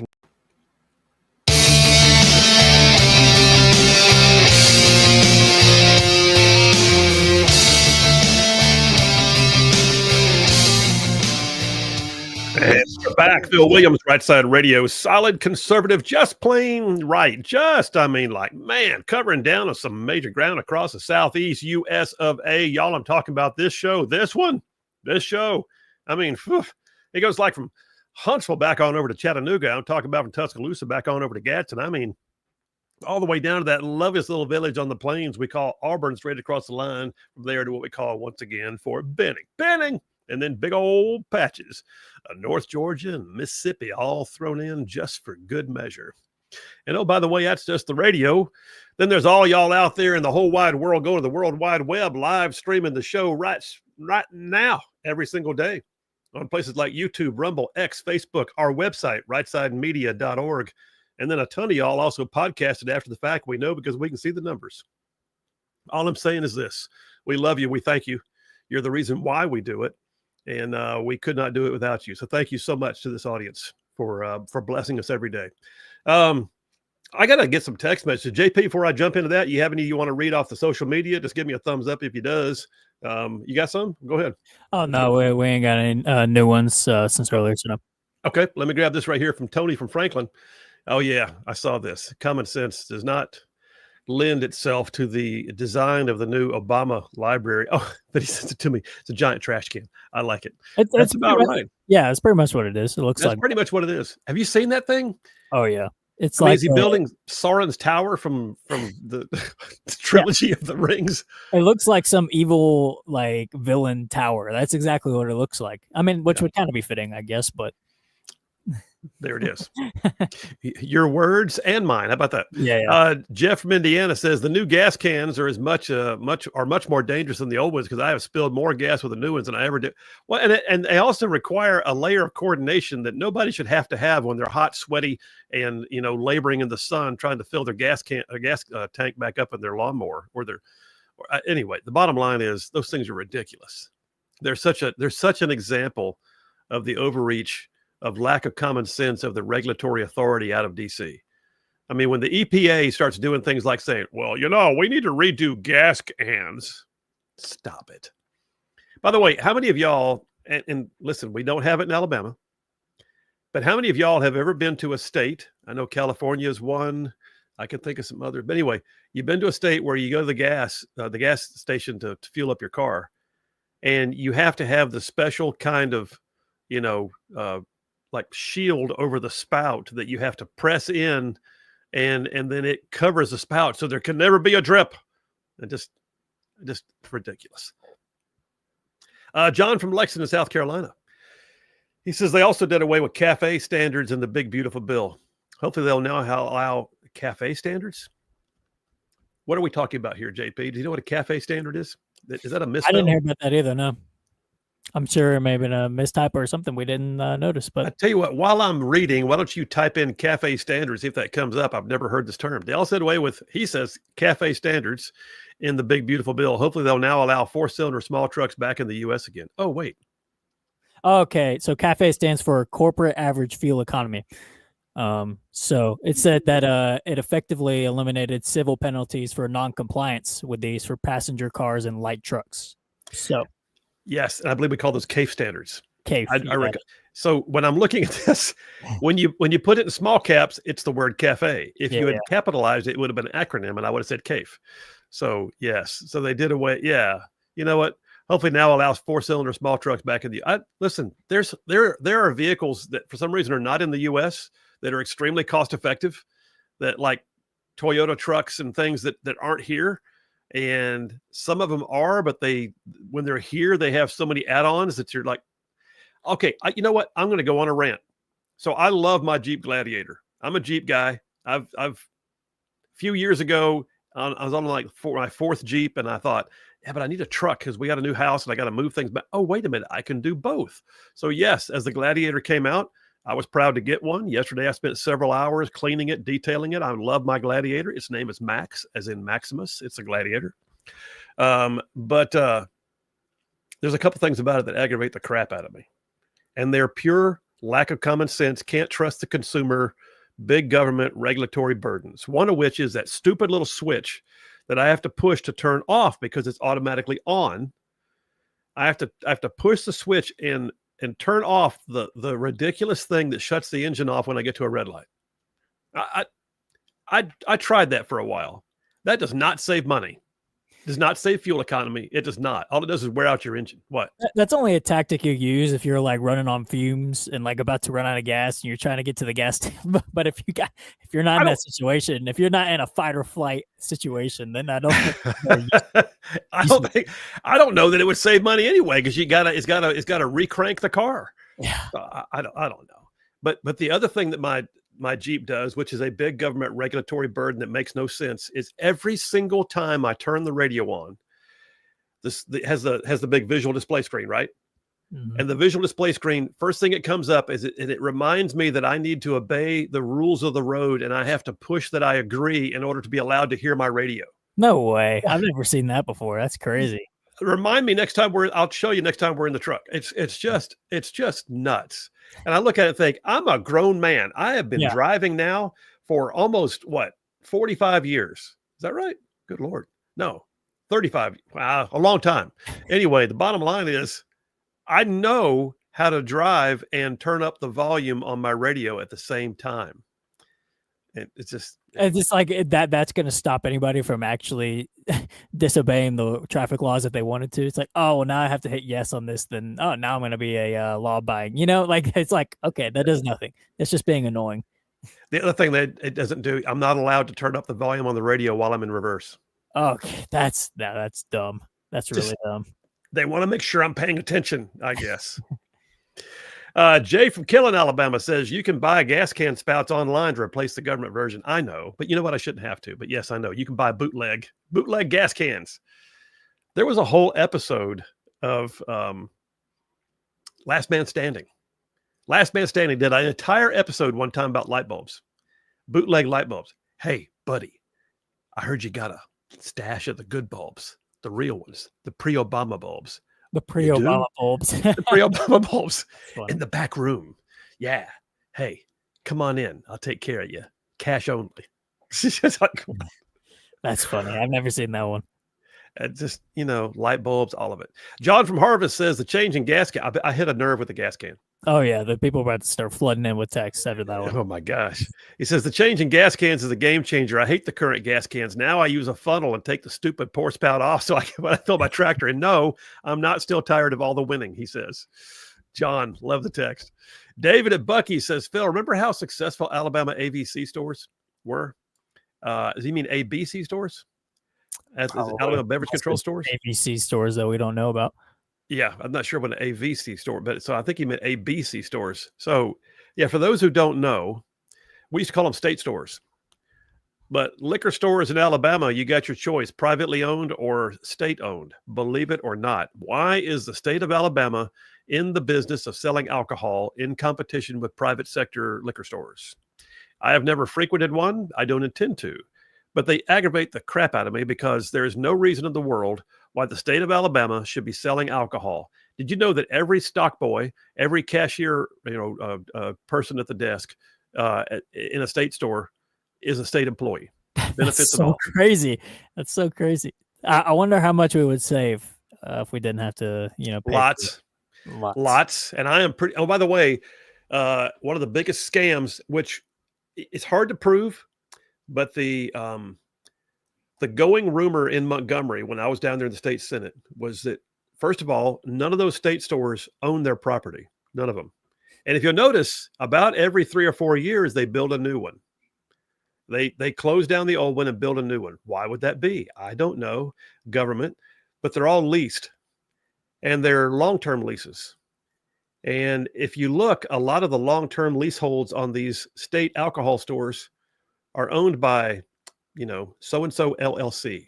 And you can't see who all the members of the LLC are. Convenient. And how convenient when you consider the fact that there may very well have been, the rumor was that there were many state legislators who would never vote out the state stores because they were part owners in the leaseholds. This is one of the things that you don't think is happening when you're in such a red Republican supermajority state like Alabama. And then you hear that and you're like, what? This has been happening this whole time? It's of course that predates anything Republican, but it's still there. Yeah. I was myself and Arthur Orr and a couple of others were the ones who were constantly trying to call this into question and see if we could deal with it. And you couldn't get the rest of the people on board. Anyway, Joe in Tennessee says, kind of like Biden hot water. Biden. Oh, I'm sorry. Now I read it right. Kind of like Biden's hot water heater I just got rid of. Democrats keep making rules that make no sense. It's who they are and what they're all about. Yes, it's true. Yeah, the Biden hot water heater, the Biden dishwasher, the Obama light bulbs, the Biden gas cans. What else do we have? Air conditioner units were being changed. Refrigerators were being changed. Your toilets were going to flush less. Shower heads. Oh, shower heads was one. They were changing shower heads. Yeah, that's the one I was about to say. The water pressure in shower heads. Then they're going to have to regulate soap because people aren't going to be able to get the soap off their bodies. Now you got to have soap that washes off quicker. Anyway, and it's probably made of something that, is bad for the environment. And then the next thing you know, there's like, okay, nobody bathe. Yeah, no bathing. No bathing allowed. I got a few more. JT Lacey Springs says, I assume the Birdman lair is better than the Dale Jackson dungeon. Off topic. Did I hear you're back on CNN this week? Actually, I just got rescheduled. So JP doesn't even know this yet. I just got rescheduled. I'm on CNN next week now. So I believe my next gig on CNN is August the 7th. What day of the week is that? Is that a Thursday? Or? August the 7th is a Thursday. Yep. Yeah. So my next gig on CNN in New York City on Newsnight with Abby Phillip is going to be next week. It was going to be this Friday. They just rescheduled me as of like the last 20 minutes. So timely question, JT Lacey Springs. And yes, the Birdman lair is much better than the Dale Jackson dungeon. I've been to the Dale Jackson dungeon before. I did my show there. Nothing but dirty socks and empty beer cans. It's awful. I've been there once. I can confirm. Yeah. If you've been there once, you'll remember. Last couple for the break. Jamie from Pulaski, Tennessee says, just buy real metal fire cans. Don't be cheap. Real metal fire cans? You mean gas cans?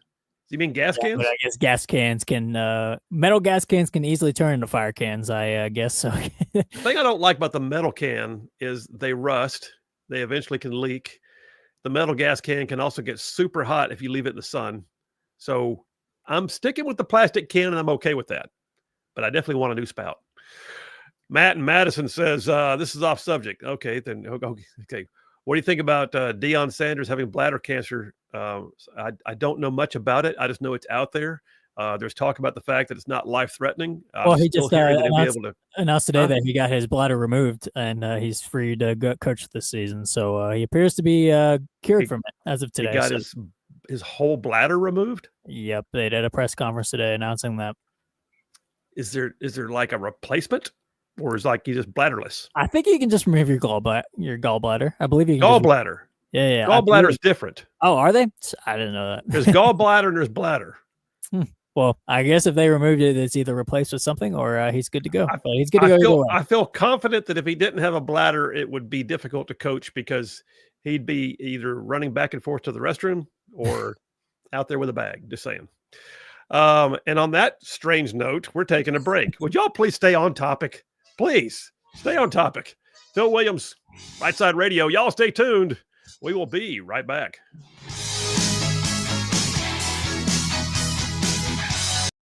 Weekend. Yeah, it's like go. So you're in that mode right now. All right. She's in her pajamas. It's snowing outside, and she just doesn't want to be there. And so I keep dragging and keep counteroffering, and she loses. And she says, "That's it.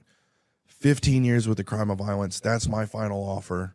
No way with the violence in your crime and the assault cases that you've caught in county jail, these 2 extra assault cases, will I ever drop this crime of violence?"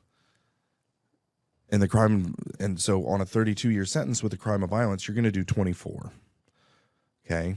So that matters. It's a huge, like, you're going to do more of your time. Yeah. And then on a non-violent, you're going to do maybe a third of your time or less. Okay. So I'm heavy focused on that crime of violence. Like, okay, we got her down to a decent year range, and I don't know where this came from. It had to have been a God thing. And I looked at my lawyer. I said, "You don't tell Judge Toth anything." I said, "You walk in there to that district attorney, go tell her that, my client doesn't want to end up in he wants to change his life. He doesn't want to end up in a maximum security prison with swastikas all over his face. He wants to change his life. He's willing to give you a year if you drop the crime of violence."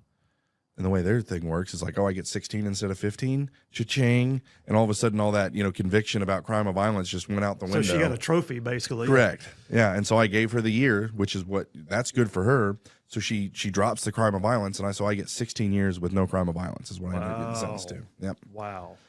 Yeah. Wow. And that is crazy. You are into sales. Yeah. And I was the happiest person ever to be sentenced to 16 years. Like, yay, 16 years in prison. But again, everything's relative when you face it to 32 or 384. Yeah. All right. You said in one interview I saw with you, I've forgotten some folks that you had known, but they have their own podcast, Emily and somebody else. I've forgotten the guy's name, the husband and wife team. Chris and Emily, yeah. Yeah, Chris and Emily. But at one point you said in that solitary confinement where you began having that epiphany about accepting responsibility for your own actions and you're not a victim of that, you felt like God had thumped you. But you still weren't there yet. Yeah. But then you started meeting and hanging out with a guy who, in your words, what I saw was he began to drop seeds of the gospel in your life. 100%. And was that in prison? Was that in county jail? Where was Prison. that? That was prison. Yeah. So here I am. God thumps me on the head and shows me it's my fault. Right. Shortly after that, I get into this negotiation hearing. Right. My heart's softened to the idea of God and him working in my life. Because he has been. Because he has been. And then I get 16 instead of 32, so now I'm looking at getting out in 5 years instead of 24 or never. So I knew God had moved. And so I'm like, okay. But I was always open to God. I always prayed to God. I always knew that God was real. I had some experiences in church growing up that were like bad experiences, but good experiences. I don't know how to really describe it. Like these people had something that I wanted, but I also saw how judgmental and kind of hypocritical that they were. Yeah. And so I was just like, but I knew that God was real. And so I prayed. Like when I was a kid, I prayed. Through my addiction, I prayed. When I was a fugitive, I prayed a bunch. And when I was in county jail, I prayed even more, wondering about what my sentence. So I knew God was real. But I didn't understand how Jesus factored into it. And no one ever really taught me about Jesus. So I was agnostic. I knew that God was there, but I didn't understand how it worked. Right. Yeah. And so I get to the first prison I get to is called Huerfano County Correctional Center, which is in Walsenburg, Colorado. You go in there, you got in Colorado you wear greens, and so you got your greens on, and you've got a couple extra pairs of greens and a couple pairs of state issued underwear, like a cup and a spoon, and you walk into your unit, and the thing slams behind you, and you're now in your unit. That's got 120 guys in there. You're like, okay, what's about to happen? Because the new guy comes in, fish, fresh fish. And here comes this big, huge dude with a Semper Fi tattoo on his arm. Oh, former Marine, huh? Yeah. Yeah. Well, always a Marine, they say. True. I've made the mistake of calling him a former Marine. I've been corrected 17 times. But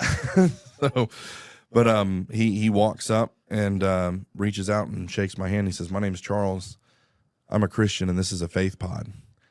And so all the movies that were going off in my head about the doors slamming and someone coming up to stab me having to fight to see if I was tough, like there's all the things that I thought could have, would have, should have. But this big, burly, huge dude who definitely could have beat me up is like, "My name's Charles. I'm a Christian. This is a faith pod." That wasn't on the, on the bingo card. That's correct.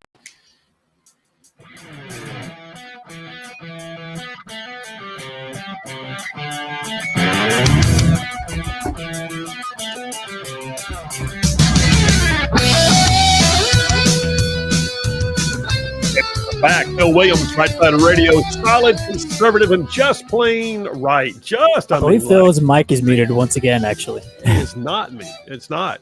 It is not. Oh, muted. Excuse me. Hold on, let me fix this. All right, Phil. There we go. Now we're fixed. It was on your side. My fault. That one was on me. I'll take that. Daggum. Here I was just cranking it out, man. Common sense like a superpower and all of it. And then I get just jimmied. That was on me. I'll take full blame for that one. Okay, that's one each. We're tied. Yeah, we're even. Hey, listen, I'm going to not delay at all because I'm pretty stoked because we got a voice from the past almost, really. Sparky from Harvest is on the line. Sparky, my man, how are you doing? Hey, fellas. Good to hear you. Glad to be on with you. Enjoyed the conversation about the silly government gas cans.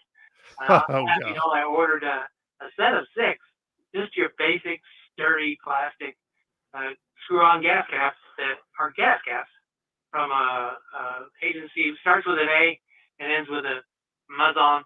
And I just got rid of all those little silly contraptions with springs that didn't work. They leaked all over the place, and they made some knuckleheads in the government happy and somebody else rich. So that's out of my life. And anyway, love the conversation. Yeah, and by the way, Sparky, great to hear from you, man. Glad to have you on the air. We didn't have our phone number for the longest time, so there's people like you that we missed. But yeah, and I'll tell you too, you got to know when that gas can cap was made, it cost 3 times as much as the regular can. It did. Oh yeah, and me being absent, I had a close loved one have some surgery recently, and I'm telling you, back to Dion real quick. The miracle of modern robotic arthroscopic surgeries, it's just unbelievable what they're able to do. I was reading that they took Dion's bladder out and built him a new one from his own tissue. Oh, wow. I don't think we could have done that 15 years ago in modern No. times. So pretty cool. So it was not his gallbladder, it was his bladder? It was his actual bladder. Yeah, bladder cancer. Wow.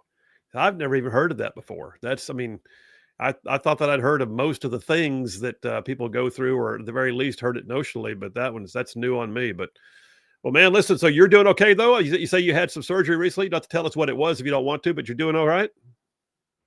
No, it was a loved one of mine. And, yeah, fantastic. Absolutely fantastic. All is well here. All right. Here y'all are doing good, too. We are. And I'll start calling in more often.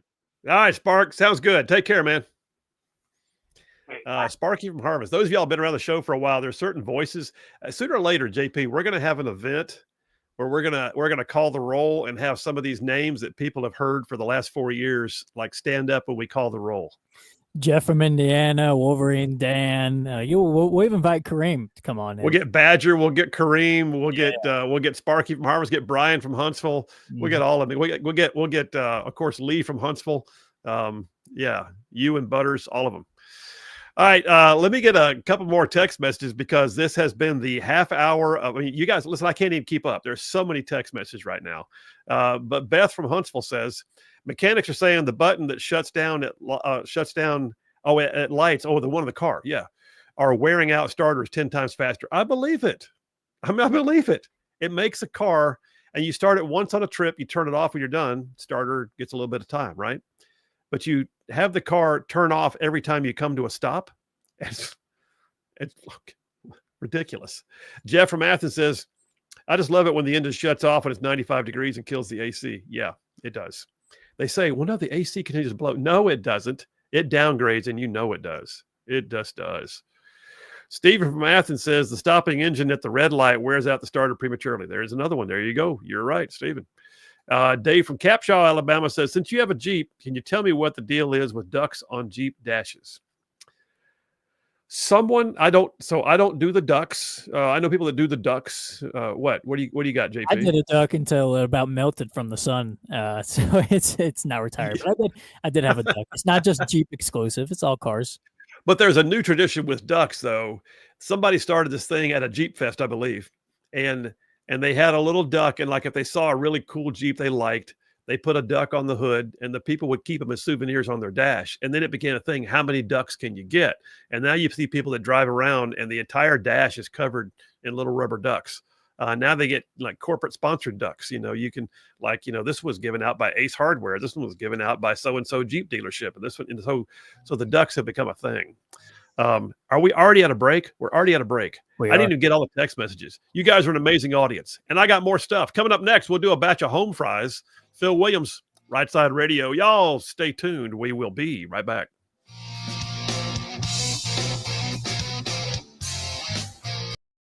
Bingo card. Yep.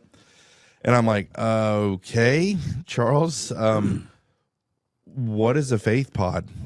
And he goes, man, we do discipleship in here. And, we do Bible studies, we do discipleship, and I take seminary classes on the weekends, and we do praise and worship every single morning.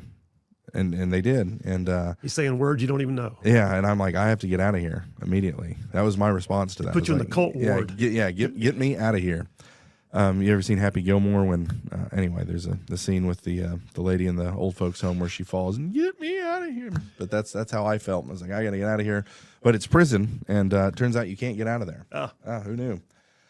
And so I was stuck, and it was a good thing. And Charles really just became my friend. He didn't browbeat me. He didn't, he wasn't over the top. He was my friend, and. You get in there, you don't have coffee, you don't have soups, you don't have, sweats, you don't have any of that stuff. And so he gave me, all those things. Like, here, you need some of this, you need some of this. Hey, if you need anything, let me know. So he just became my friend, and his conversation would turn to a subject or a situation. He would kind of Socratically ask me questions. He would weave Jesus into it. And he would weave Christ into the questioning and say, have you ever thought about this?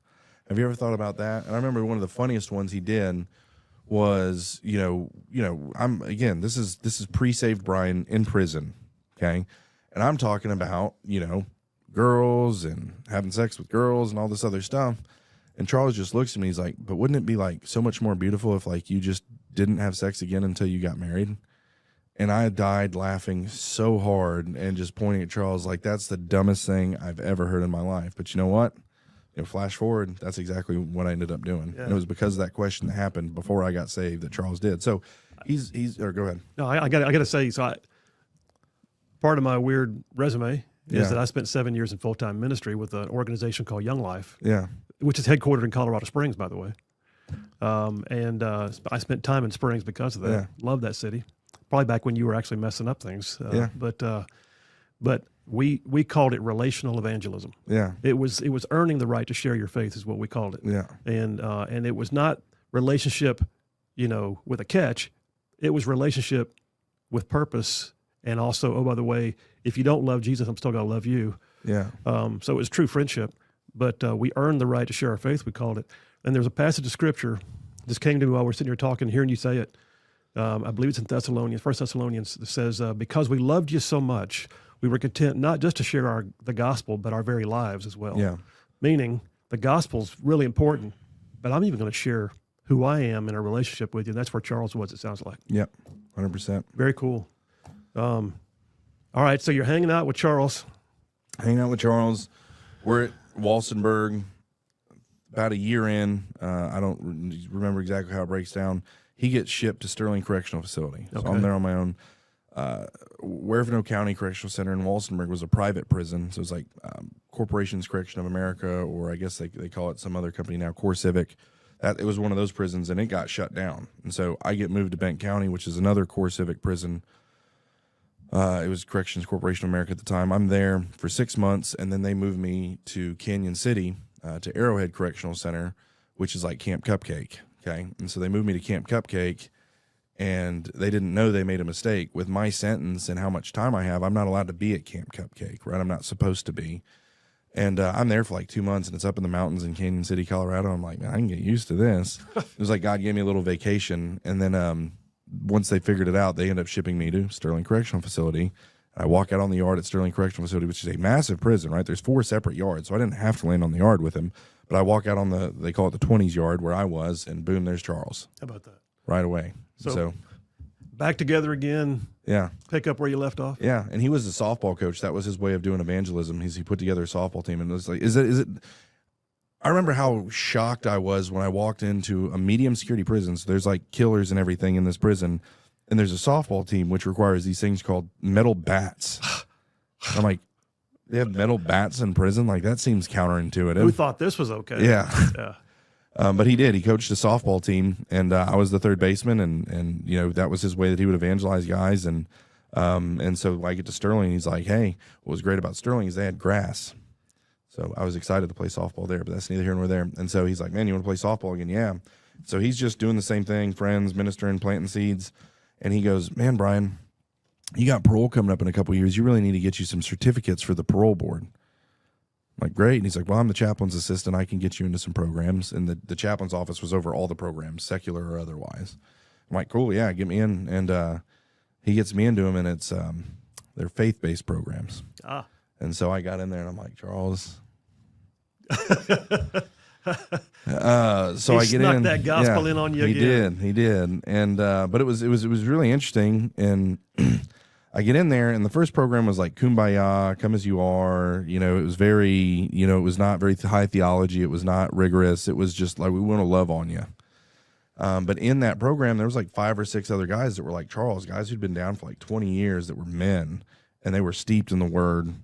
And I got around those guys, and I'm just like, geez, like I'm drawn to this, but I can't admit it. And so that program ends, and I went to Charles. I'm like, hey man, I think I need some more certificates for the parole board. And he's like, okay, wink, wink, nod, nod. And so he Yeah. gets me into this next one. Well, it was very high theology, and it was very rigorous, and it was very much, this is what the Word of God says. It's called The Truth Project with Dr. Del Tackett, which is Christian Worldview and Apologetics. I got it written down. I was going to ask you about it. So good. Like, I highly recommend everything Del Tackett does. Everyone should just go and look at all of it. I mean, he did Answers in Genesis. He does The Truth Project. He's got, so many great things. Watch, but what this one's Christian Worldview and Apologetics. You come in, you watch an hour-long video, and then you have an hour-long table discussion afterwards. And I would watch the hour-long video that was, very, this is what the Word of God says, this is this, but it's like applying it to creation and politics and culture. And it was giving you a base. Yeah. And it was so And a good. worldview, I Yeah. So good. But when you're not a Christian, it's not so good. Right. And so I'm like, this is.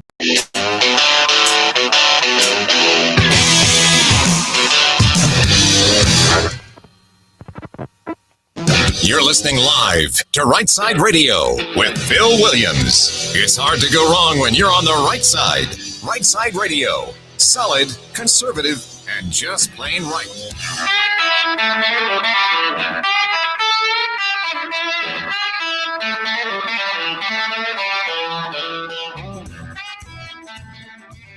Alabama and Tennessee syndicated news talk leader, Rightside Radio. Phil Williams here live in the Rightside studios. Man, we got the local, the state, the national, sometimes the international. And oh, yeah, like the dude just said, solid, conservative, and just plain right. Well, welcome to hour number 3 on a Meatloaf Monday.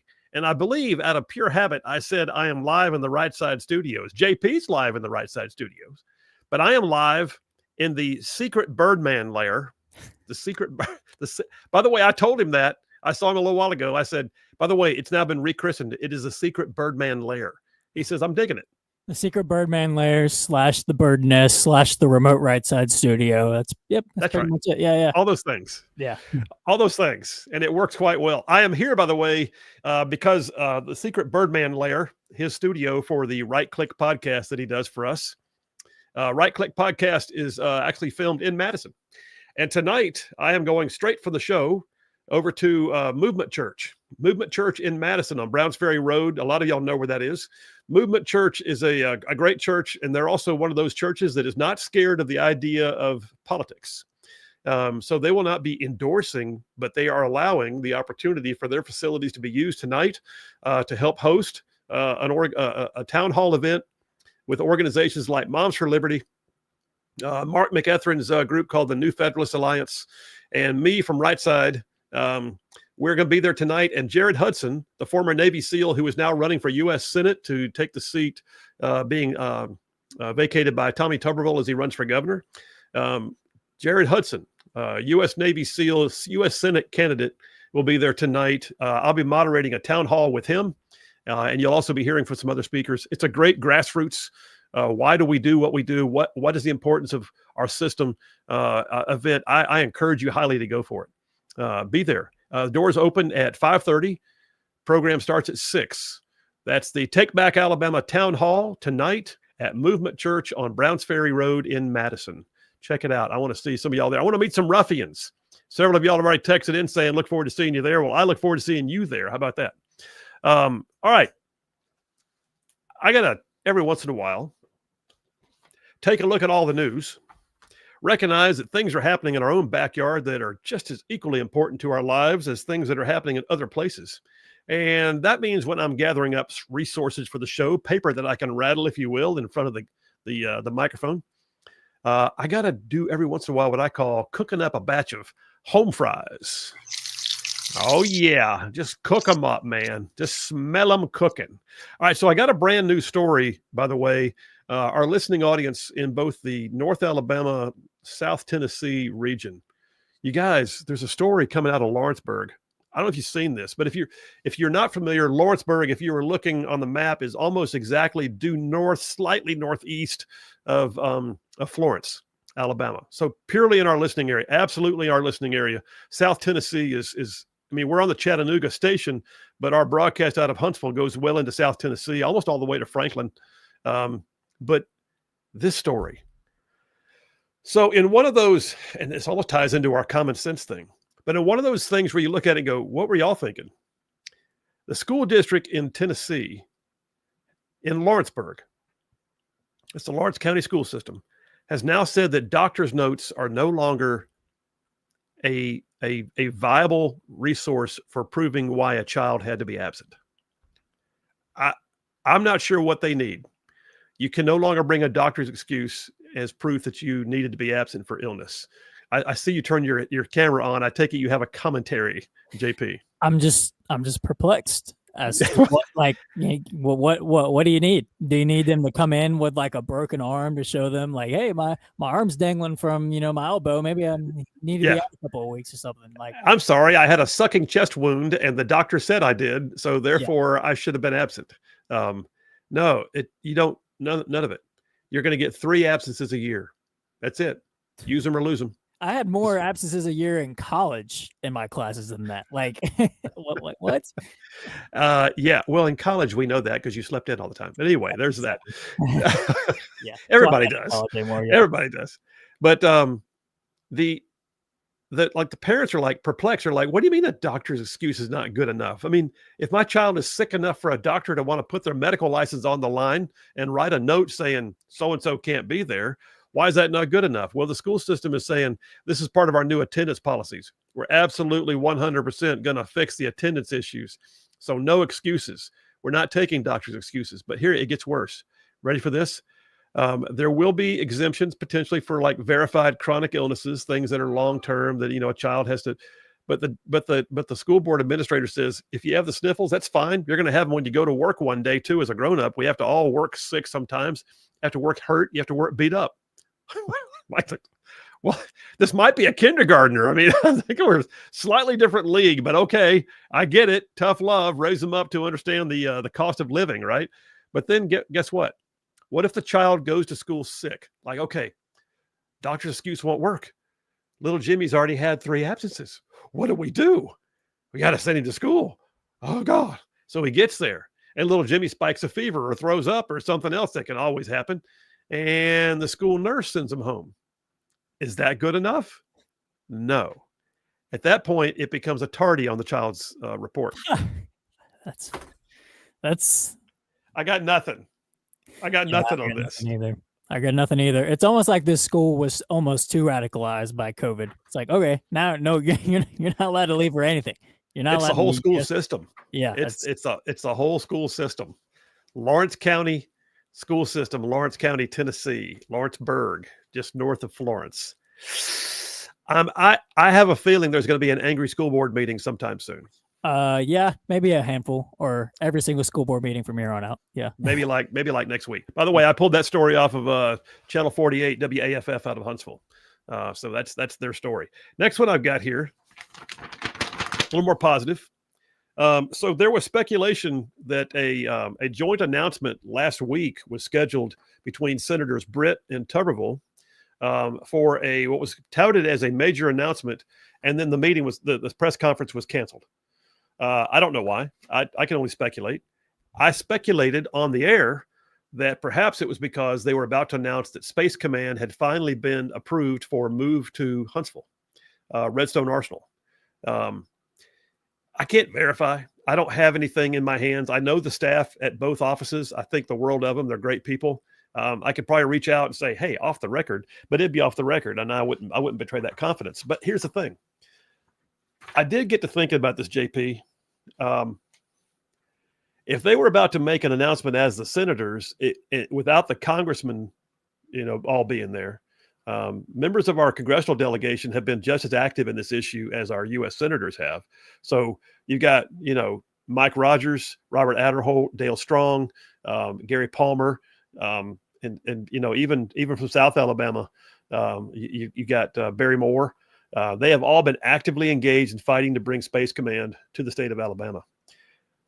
I don't think they would have had a press conference without them being there. So there's that. However, story here on 1819 News. It's not if, but when, says Tuberville, predicting the decision on Space Command will be very soon after he has already met with Trump and Hegseth about it. So that's about as highfalutin as you can get. When he says, I met with the president and the secretary of defense, and it's not a question of if, but when, Space Command's coming. I think we need some applause over that one, but Space Command is absolutely coming. That's right. Thank you. Thank you very much. Thank you. Thank you. Tuberville said, this week I spent several hours on the phone, several hours in the Oval Office with President Trump and Secretary Hegseth talking about the future of Space Command, not if, but when, and that it will be soon. We want to make sure it's done the right way. We know the best place for U.S. Space Command is behind the fence at Redstone Arsenal in Huntsville, and that has not changed in the last 4 years through countless investigations. It certainly hadn't changed in the last 48 hours. It's going to save the American taxpayers $500 million. By the way, I'm not sure where the $500 million in savings comes from, but it may just be because they were about to build a brand new facility. Whereas we have facilities and we have secure grounds already behind the wire at Redstone. It's almost like, we were more built and set up to get in the first place instead of Colorado. But yeah, I digress. That's not digressing. That's on point, brother. Yes. So, all right. How about the next one? Apparently there's a thing called the UFL. Did you know this, sports guy? There is. Yeah, there is such a thing. Do they televise their games, by the way?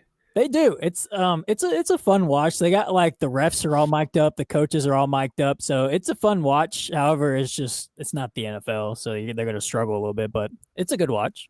What's the quality of ball? By the way, this is the United Football League. Just for those who it's entertaining. They got a bunch of different rules. There's a 3-point conversion option. I know there's a lot of other fun rules like that I'm not keen on right now, but they're trying to make it kind of like the XFL, like what the XFL was, like fun football, but in the spring and a little bit more formal. But I don't know how well they're doing. I know Birmingham. I think your story about to read is about the Stallions.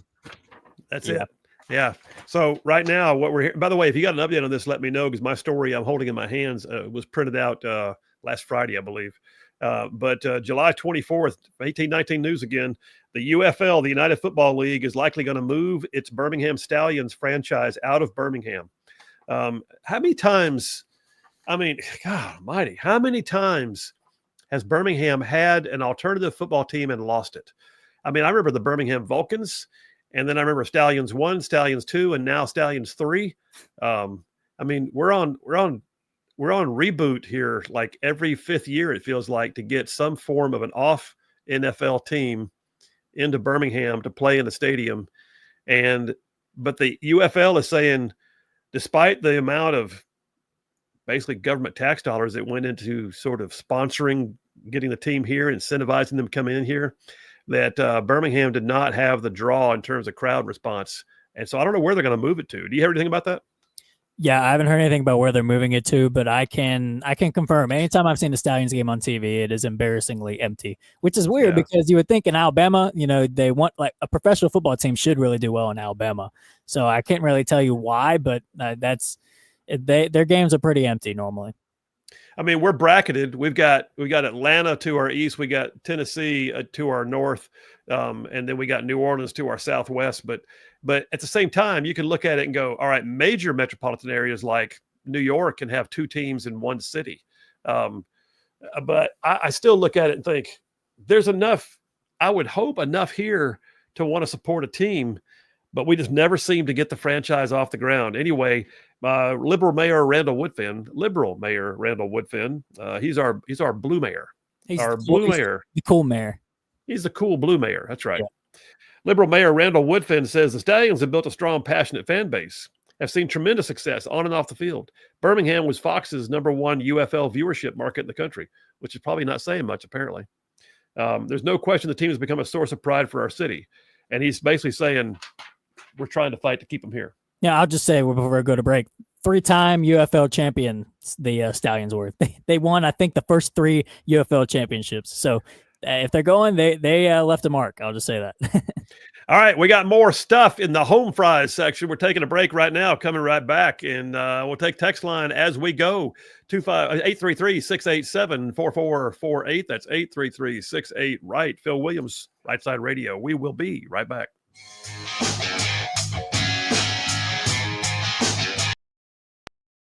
I hate this. You guys are stupid. And I did. I told those guys at the table, if you believe this crap, you guys are idiots. You're stupid.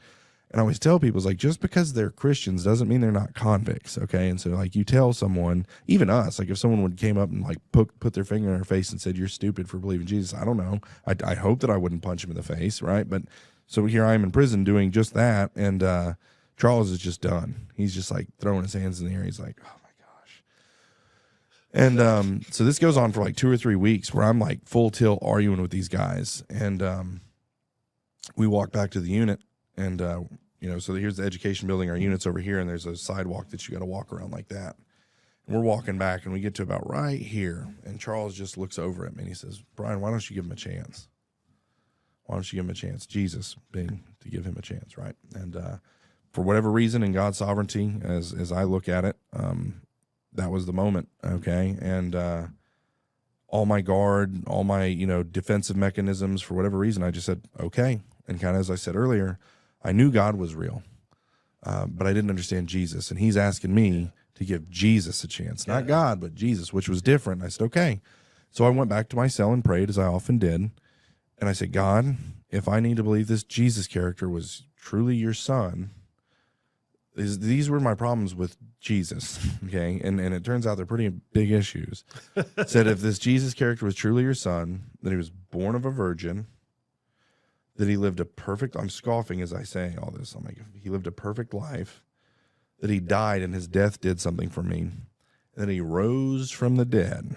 God, if I need to believe that to be okay with you, I need you to show me something, because I'm having a really hard time with this.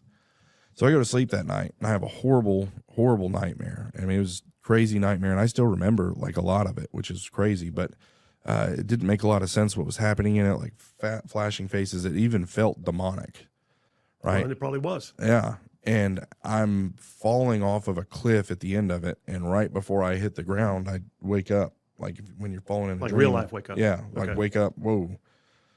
And the only thing I can see, it's completely dark in the cells, and we have those old red digital clocks, right? And so the only thing you can see in the room when I wake up is the red digital clock, and it says 3:16. Huh. And the only Bible verse I've ever known my entire life is John 3:16, and it just boom, right? And that was the answer to my question, right? For God so loved the world, he gave his only begotten Son, whosoever believeth in him shall not perish but have everlasting life. You asked, I answered, buddy. It's Sunday morning at 3:16 in the morning. What are you going to do? I guess I'm going to church. So I did. I waited till 8, and I went to Christian services, as they call it in prison, because they have to be politically correct. Went to Christian services, and I don't remember. I sat as far off to the side as I could with my friend Ramon that was on the softball team. Ramon's such a cool dude. He's a giant black dude, just yoked. I'm talking like waist this big, perfect six-pack, pecs this big, arms just huge dude. And I had this thing where, and it was a problem in prison. It's the Ned Flanders Christianity. I don't know if you know what I mean by that. If you ever watched The Simpsons, Ned Flanders. Oh, yeah. Okay, so like okie diddly okie doke. It's like this soft kind of weak, effeminate, gay thing. Like a lot of Christians, they're like nicer than God and holier than Jesus. You know what I mean? It's just a weird thing. And so I always rubbed me the wrong way. But here's Ramon, this dude. Like anyway, I'm not gonna like. He's not that guy. That's what I'll say, right? And he was the guy that brought the blood gang from California to Colorado, cold-blooded killer, until God got a hold of him. And now he's like the prison evangelist. These young guys come in, and he was in Unit 21, which is where you go when you first get to Sterling. And then from Unit 21, you get sent out to all the other buildings. But they kept him in there, and these new guys would come in, specifically young black guys, and he would like body him up and be like, this is the gospel. You know what I mean? And like it was crazy. It was really interesting. So anyway, this is the guy that I went to go sit in church with, because I don't want to be around any of the Ned Flanders guys. You know what I mean? And I wasn't going to let Charles think that he won, And so I sit off to the side in the back. And I don't remember anything Chaplain Davis said. I don't remember what the sermon was on at all. But at the end, he says, all right, guys, we're going to do an invitation. I look over at Ramon. I'm like, brother, what's an invitation? I just knew he was going to be like, brother, that's where you invite Jesus into your heart. But that's not what he said. He said, brother, if you got something hindering your relationship with God, you can go down there and pray with that man about it. And he stepped aside because he already knew that God was on me. As they say in the South, I've learned some Alabama euphemisms. God was on me like a pack of dogs on a 3-legged cat. Anyway, so I walk the aisle, as it were, the proverbial aisle, get down there. Chaplain Davis grabs my hand, puts his other hand on my shoulder. He says, Mr. Dawson, how can I pray for you? So look, chap, I'm not here to make any decisions. I just want to pray that God would solve.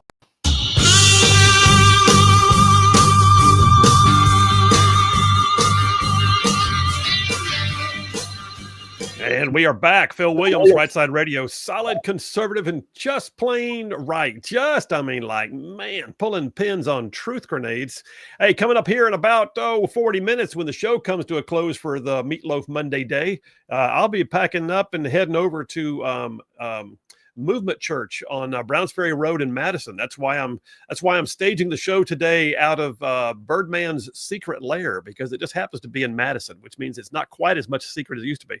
Anyway, Birdman's secret lair, where he does the Right Click podcast for Rightside, is not too far from where Movement Church is, and I will be heading over there to do the Take Back Alabama Town Hall with my friends from Moms for Liberty, Mark McEthrin from the New Federalist Alliance, and also Movement Church, which is just a wonderful gospel-believing church, but they're also not scared to have politics around.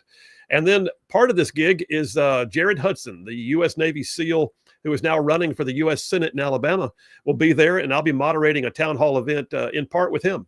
So, yeah, love to have you come out. Love to see some Rightside ruffians there tonight. It's at Movement Church on Browns Ferry Road in Madison. Doors open at 5:30. Program starts at 6. A good time will be had by all as we celebrate what it means to have grassroots politics. All right, I am back on home fries. By the way, the text lines are going bananas right now. So I don't know if we have just hit a nerve with you guys on the storylines today, but I am loving the audience participation. You guys are huge. So let me jump on a couple of more home fries stories. So I like to say, get a sound effect ready, JP. So I like to say, every once in a while, you got to realize that what happens in your own backyard impacts your life even more than what happens in places like DC. And that means when I resource a show, I find myself a whole bunch of stuff that we like to call cooking up home fries. That's right. Cook them up. Smell them in the pan. All right. So this next story, y'all.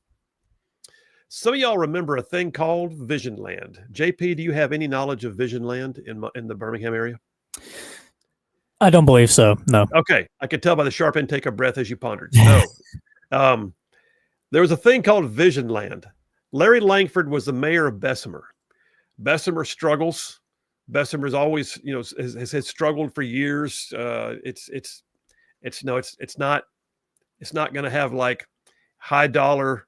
It's not going to have big real estate prices. It's not going to have, the cost of living is cheap there, but the cost of crime is also expensive. And so Bessemer struggles. Larry Langford, the former mayor of Bessemer, he had a great idea. Here's what we'll do. We will build a giant theme park. It'll be like Six Flags with water. It'll be everything. It'll be like Point Mallard plus Six Flags. It'll have roller coasters. It'll have water parks. It'll have wave pools. It'll be awesome. I don't know. He must have been the biggest salesperson in the world, but I remember him coming to my Kiwanis Club back in the 90s in Gadsden to talk about what he was doing in Bessemer. So he sold a lot of investors on this, but he also used a whole lot of tax dollars. And they built a government-owned theme park called Visionland, which immediately began to tank. And it became a huge debacle. You can go online right now. I would encourage you to do it at some point after the show. Go online and look up Visionland, and YouTube has whole videos about the debacle of Visionland. I'm looking at pictures of Visionland right now, actually. Are you? Yeah. So I'm seeing pictures of what they wanted it to be, and then seeing pictures of what it actually was. And yeah. And it didn't quite pan out. Now, granted, it did open. They did have people come, but it never had the numbers it needed. And then it began to be millions and millions and millions of dollars in debt. And then it had an unsustainable, and then it finally had to sell it off. And I mean, sell it off for 10 cents on the dollar. It went into bankruptcy. I mean, it almost drove the city of Bessemer under. Well, okay. I believe people went to jail. But when I get back from this break, I'll tell you why I'm bringing up Visionland, because Visionland could be having a repeat in Montgomery. Come on, y'all. Phil Williams, Rightside Radio. Y'all stay tuned. We'll be right back.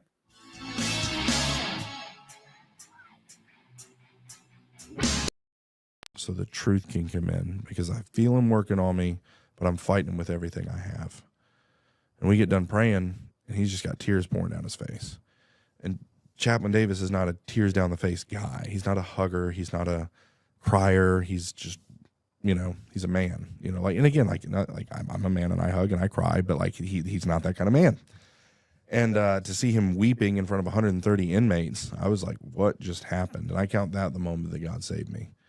And so I leave there, and Charles gives me a Bible, Thomas Nelson, New King James Bible. Here you go. And I said, start reading the story of Joseph. And so I get back to my cell, and I start reading the story of Joseph, and I'm hooked. I can't get enough, feasting on God's word. And that goes on for about 9 months. It went on long past that, but about 9 months into me feasting on God's word, really just being shaped and molded by his word, loving it, feasting on it, it changing me. Mm-hmm. About 9 months into that, I look around and all my friends in there have pen pals. They've got some girl they're writing, right? Yeah. And I'm just like, let's see. So I call my mom. My mom was running a Facebook page for me, and so what that looks like is she logs in, but like the account she logs into has my picture on it, where I'm not in prison. That's my bait. Look, I'm not in prison, but I really am. And so she's running this Facebook page. So your mom's catfishing for you. She's catfishing for me, yeah. And we were very unsuccessful at first, and so I say, basically, like, look, don't reach out to these girls. They're from my bad past. It's cool that your mom was doing that for you. Yeah, absolutely. And so we reached out to all these girls that were like healthy and went to college and like, weren't drug addicts. Well, I don't know if you know this about healthy girls who aren't drug addicts. They're not real big on writing guys in prison. Like, so those, you have to pick one or the other. You can either have the unhealthy girl that'll write. I've never studied that, but I can yeah, imagine it. Yeah, Yeah, no, okay. it's there. And so I struck out completely, and I said, okay, God, I can't take any more rejection. If you want me to have a pen pal, you're going to have to do it, because I'm done. We're talking old school, write it down on a piece of paper, pen pal. Yeah, no, that's it. Yeah, everybody in there, yeah. Put it in an envelope, snail mail it out. Yeah. Correct, yep. And the prison probably has to read your letter to make sure it doesn't say anything, right? I think they read a lot more of the ingoing than they do the outbound, but it depends. Okay. Like if you're writing from prison to prison, they read both. Like they have some system. I don't know how they do it, but there's definitely people who wrote some stuff they shouldn't have. They got in trouble, and I can't remember which direction the mail was going. But you don't seal it. Yeah. You put it in there and it's open. I remember that now that you say that, because I always say, oh yeah, I sealed it, but I actually no, you don't. You put your thing in there and you put your stamp on it and you drop it in the mailbox, and then they go through and open it and look at it and then send it out. So forgot about that now that you bring that up. So no one wants to write me. Said, okay, God, you're gonna have to do it. Told my mom I'm done. Whatever. And so I don't know, 2-3 weeks, maybe it was a month, I don't know, goes by. I say, call my mom just to check in, see how she's doing. And she goes, hey, Brian, do you know this girl named Christina Ewan? I said, yes, ma'am. You've known her for a long time. A long time. So Christina Ewan, back in Derby, Kansas, where my dad was. So we grew up together. I was head over heels in love with her, all throughout middle school and high school. We went to 8th grade graduation dance together. After that was the first of many times I professed my undying love to her.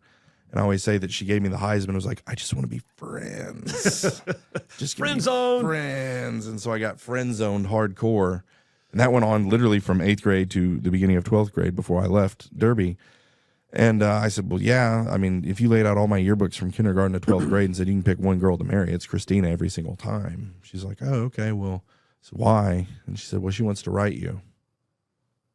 Excuse me? I said, well, yeah, Christina wants to write you. I was like, does she know I'm in prison? Yeah, she knows you're in prison. Okay, well, that's... Despite the picture on the Facebook page, yeah, I actually am in prison wearing greens right now. Correct. And so that's it. So my mom's, catching the thing where Christina's thinking she's messaging me. So that's how that happened. So Christina is on Facebook, and Brian Dawson shows up as a suggested friend. And she's like, oh my gosh, I haven't talked to Brian in 10 years. Clicks, sends a message. And then my mom's like, actually, this isn't Brian. This is Brian's mom. He's in prison. To which most women say, oh, dear God, and would run. Yeah, but unfriend. Not Christina. And she said, well, I'd love to write him. And so again, I say, God, you're going to have to do it. And God did it, right? I didn't send her a friend request. We didn't reach out to her. She found.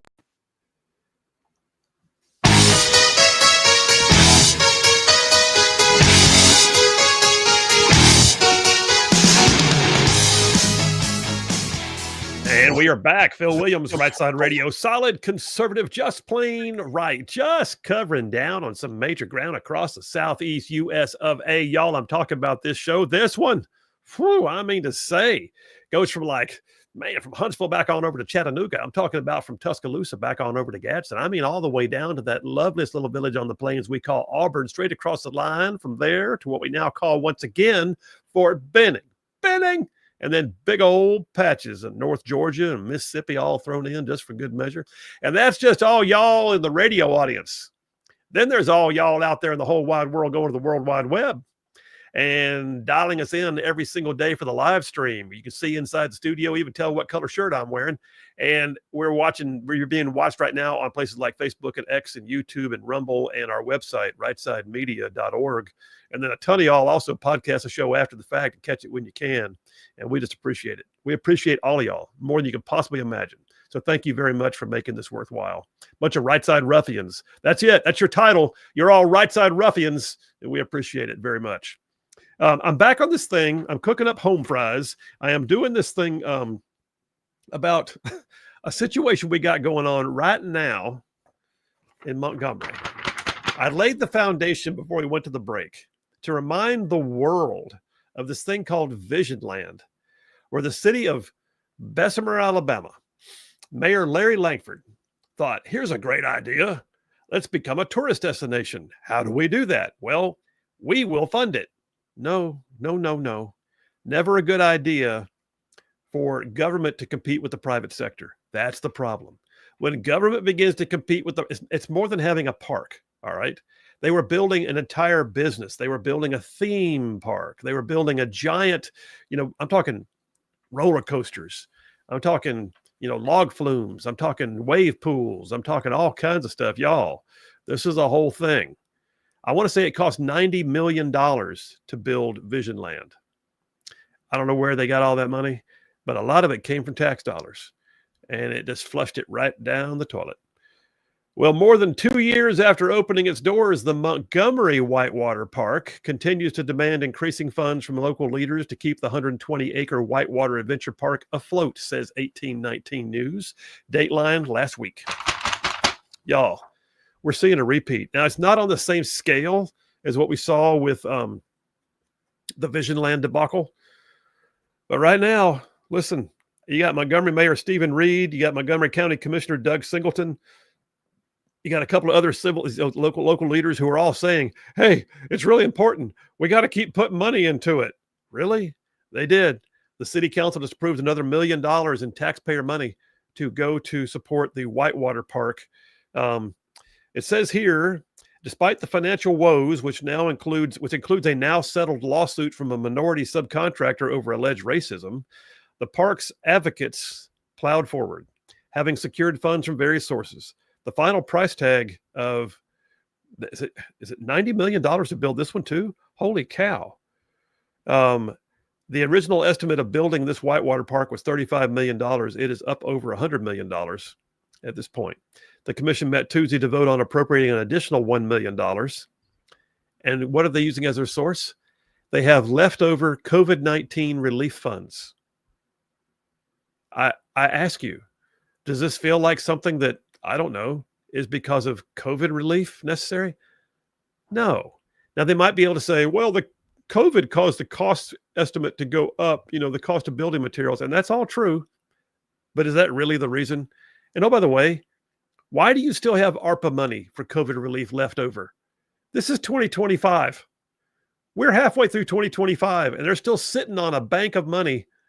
How about you do something for the people in your city that were suffering instead of building a freaking Whitewater Park? But that's what they did. The county commission, the city leadership decided, let's put millions and millions and millions of taxpayer dollars into building something which is still not, several years later, generating revenue for the city because they're competing with the private sector. There you go. What you got, JP? By the way, I looked it up, and apparently Vision Land costed $60 million, and they went bankrupt and sold for $5.25 million. Good Lord. So, by the way, $60 million was in what I call back then money. Yeah, that was in 1998. So, yeah, $60 million. Yeah, I bet that'd be like 90 to 100 million now. Yeah, so easily. I'd say that was a big disaster. Absolutely a major disaster. I got more stuff in the home fry segment, but I got to catch up with some of these. I'll tell you what, I'm going to do one more. Let me do one more. I got to say something. I got to get on a soapbox. Story here from Yellowhammer News. There's a lawsuit right now. There's a number of municipalities in the state of Alabama that are suing the state of Alabama because they want more of the online sales tax. It's called the OSIT tax, sometimes called the simplified seller's use tax. Here's the bottom line. What happens is this. We have a thing called the SSUT. When I was in the legislature, Alabama was, like many states, you have local sales tax, you have state sales tax. They're all things that are already in existence. They're already there, and they're by law already there. We weren't raising taxes, but what we were realizing was that, like, with the advent of online sales, the Amazons of the world, if you will, Etsy's, whatever else, they have no idea how to figure out the patchwork quilt of every, like, if you're going to deliver something to, I mean, if two people order the same book in Alabama, they can have entirely different tax schemes because they live in different places. So how does Amazon take care of that? Well, Amazon was saying, we want to help. We'll send you the tax money, but we have no idea what to do with it. And so we in the legislature, doing the common sense thing, said, okay, guess what? Here's what we're going to do. State law says we will even it out across the board. It's just 8%. I mean, it could have been 9 or 10% in some places. It could have been 7 in others. We said even 8 across the board. And so we met with all the stakeholders. County governments were represented, city governments were represented, and state. And we decided, here's the way we divide it up. It's 8% no matter what. It's going to be divided up this way. And all of a sudden, Amazon was like, "Ba-ba, here's the money." And it began flowing in. Other states were calling us going, "How'd you do that?" And we said, it's called common sense. And we just made it even across the board. Well, now, even though they were represented by the League of Municipalities, which is the Montgomery-based organization that speaks on behalf of cities when it comes to legislative matters. They come in and say, hey, we're from the League, and we got a concern speaking on behalf of all municipalities. The League was there. Oh, yeah, they were there. The League was part of the tussle. Counties were there. Oh, they were part of the tussle. The State Treasury Department was there. Oh, yeah, they were part of the tussle. Everybody was in the tussle. All God's children wanted the slice of the pie. Understandable. We don't fault that. What I'm saying now is, these cities are suing the state because they want more of it. We think we generate more because we're bigger cities. That's not the way this works. You were there. You were there at the mediation table. You were there when we did the common sense thing. You would have nothing if we hadn't done that. And now, a few years later, you want more. I got news. It ain't going to happen. And I don't think this lawsuit's going to work because I believe there's a clear indication they were present at the table in a sense. They had their chance and they blew it. And now they want more. That's enough of home fries. Let me jump on the text lines. How am I doing on time? I got time. Let me get some text lines. Good Lord, at the text messages. JP, do you see this today? This is engaging audience today. I'd say we got an amazing audience. I tell you what, I'm going to start from the top so they're on topic with where we are now. Joe in Tennessee says, what's the deal with Democrats in Whitewater? First Arkansas, then Bessemer. Oh, Arkansas. Of the Whitewater scandal. That's the Hillary Clinton thing. That's way before your time, JP. But yes, there was indeed a thing called Whitewater, and it involved the Clintons. Tim from Madison says, isn't that the same water park that Governor Ivey gave a whole bunch of money to? Probably. I believe she did, as a matter of fact. I think the state weighed in and gave them some relief dollars, and I thought it was crap back then. It's still crap today. Paul from Athens says, what are we saying here? Oh, he's talking about the church, I guess we're going to? It's at Burr Green and Browns Ferry intersection to the east of it. Oh, wait. Burr Green and Browns Ferry intersection to the east of it is closed, I think he's saying. You know, I'll be honest with you, Paul, if you could be less cryptic in your text, that'd be very helpful. So, Paul from Athens, if you want to text in and tell us what you're trying to say, we'll know where to people to avoid going. Yeah, I think you're correct. He's trying to say an intersection is closed, but we don't know which intersection that is. So that's Burr Green and Browns Ferry, I believe. But okay. Kim from Danville says, I believe the city that they play in. Oh, I'm sorry. He's talking about the Stallions. Yep. Okay. Kim says, I believe the city they play in is the problem. No one wants to spend time in Birmingham. You know, Birmingham's still a wonderful city when you take in the whole metropolitan area, especially. I mean, Birmingham's got some neat features.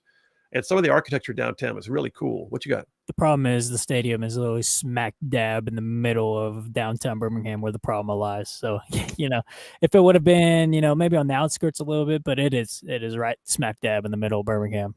So it's not denying. Yeah. Not denying. Got a brand new texture, JP, if you could plug them into the system. I see them as is there a name anywhere? No, I this is don't the see one it. that doesn't want to tell us where they are, who they're from, or who they Oh, are. never? So, yeah. Okay. Oh, so this one does not want Space Command. Is that what I'm gathering? Yes. All right. The unnamed grumbler. There's the name. Unnamed grumbler. The anonymous grumbler. Put that down as their name. The anonymous grumbler. If you would please change them in the system. The anonymous grumbler says, "Let's hope to God not. We don't need any more federal anything in Huntsville. Can they not see how blue they're turning Madison and surrounding counties? I assure you, native conservatives, native Alabamians in this area have had enough of the impacts of the influx of federal employees and the tide of inflation and entitlement they bring. If you're in the true private sector, you've had enough of the politicians constantly prostituting themselves to the arsenal." My God. Okay, I'll tell you what happens here. Shut down the arsenal, see how long Huntsville lasts. It'll survive, but it won't survive strong. What you don't realize is how much the arsenal has caused Huntsville to grow. I was there in the beginning. I know for a fact.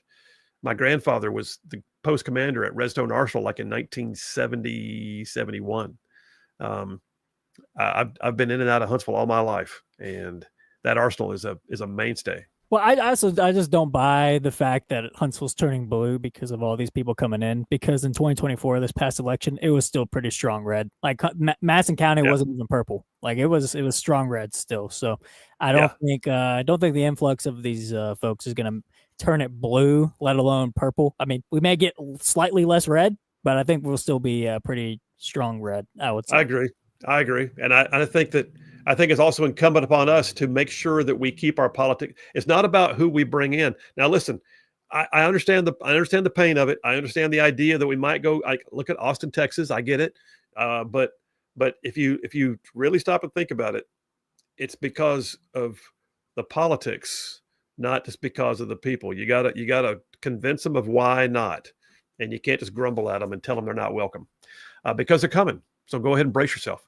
Rat from Athens is saying, I got a sports question. What's up with college baseball using 2 bags? What? Why is that a question? It's so off topic. What are we doing here? I don't know, but it is stupid. I'll just say that.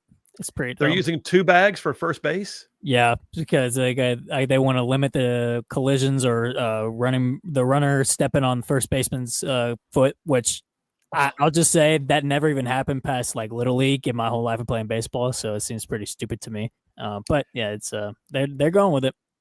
Why don't we just start going to play T-ball again? Yeah, exactly. Coach pitch. Coach pitch. Batting practice. Yeah. From now on, the pitcher has to stand behind a net. Yeah. Yeah. Adam from Athens says, I'm going to go see a minor league football team play. It's not worth risking your life. Okay. There's your text. There's your text. Lisa from Huntsville says that superintendent in Tennessee is a moron. All I want to know is how are they going to handle the kids with norovirus or rotavirus? If either of those are not considered an excused absence, I don't know what is. Just saying. Listen, I totally agree. That's why I'm thinking parents are going to have to speak up in Lawrenceburg, Tennessee. If you didn't hear that earlier, you're no longer allowed to use a doctor's excuse. Make that make sense. You can't. All right, we're taking the last break of the day. JP, take that break. We'll come right back. Phil Williams, Rightside Radio. Y'all stay tuned. We'll be right back.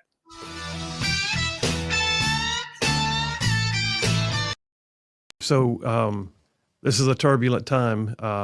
How long after the fall of Saigon did you remain in the country? You personally remain in the country? 4 years. So 4 years, And so I think 1979-ish. 1979's 2 weeks after my birthday, which is in May, it's when my sister escaped Vietnam. Okay, well, tell me about that, because I know in one of the speeches of yours that I reviewed, it wasn't your whole family that came out. Right. It was just a few, and your parents had to make a choice, basically. Yes. So what was that family discussion like to decide who leaves and who stays? Gosh, I remember that night very clearly. I had several aunts and uncles. They were able to afford to pay passages. And when I say pay passages to leave Vietnam, meant that you're paying the official to look this way so you can escape this way. This is a bribe. It's a bribe. So if you get caught, they can throw you in jail. So basically, you bribe the government to leave. So I had a few aunts and uncles that had signed up to leave Vietnam on this riverboat, and they're going to Australia because they felt Australia is the safest place to be. And also, we have a few cousins that already left Vietnam before the fall of Saigon, and they settled in Australia. Okay. So overnight, one of my aunt came home and told my dad that there may be some empty spots on this refugee boat, and that we should take the empty spots. And there's 8 of us in the family, my parents and 6 kids, me being the oldest. Okay. How old were you at the time? I was 12. Wow. Mm-hmm. Okay.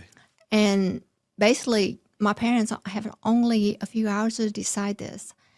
And my parents, of course, at this time in 1979, everybody was struggling. There was we don't have a whole lot of money. And I know it was a lot of sacrifice for my parents to even, bribe someone to the official for me and my sister to leave. And so, yeah, there were only enough money for just 2 passages. And so they picked me, being the oldest. I was 12. And my next sister, she was she's a little bit over 10 years old, to leave with my aunt and uncle. And my parent has to make the decision overnight. I mean, I just can't imagine. No. The pain and the... Do you remember them telling you? I remember, yeah. And I remember my parents said to trust them, and I think, being the oldest of 6, I'm pretty bratty. It's kind of like bratty, and also kind of... Were you headstrong? Yeah. I mean, I can fight any boys in my neighborhood growing up. I mean, I would have like a spitting contest with the boys. And anyway, so I just felt like at that time, I felt like I'm trusting my parents. And even though now looking back, I can't even imagine them having to make this decision. No. Because, honestly, they don't know if they will ever see me and my sister again. They don't know that, right? But they have to make this hard decision because they knew that at least 2 of their kids may have a better life elsewhere than Vietnam. Well, I mean, that's huge. And I've raised kids, and I understand you've raised your kids. And I cannot imagine at 10 and 12 years old sending them away and knowing never see them again. I remember saying... What an amazing thing. Saying goodbye to my little brother. He was 2 years old. And that night, we slept in a mosquito enclosement. That's how we sleep in Vietnam. Under I remember a net? Mosquito net. I remember hugging my brother and one of my sisters, 2 of the other sisters. It was summer, so there was no school. So 2 of the sisters did visit some of our relatives elsewhere. I remember thinking, this is maybe the last time I get to see 2 of my siblings and my parents. And I just, that morning when my dad took my sister and I to the coast to leave on this riverboat, looking back and seeing my mom there, not sure if I ever see her again.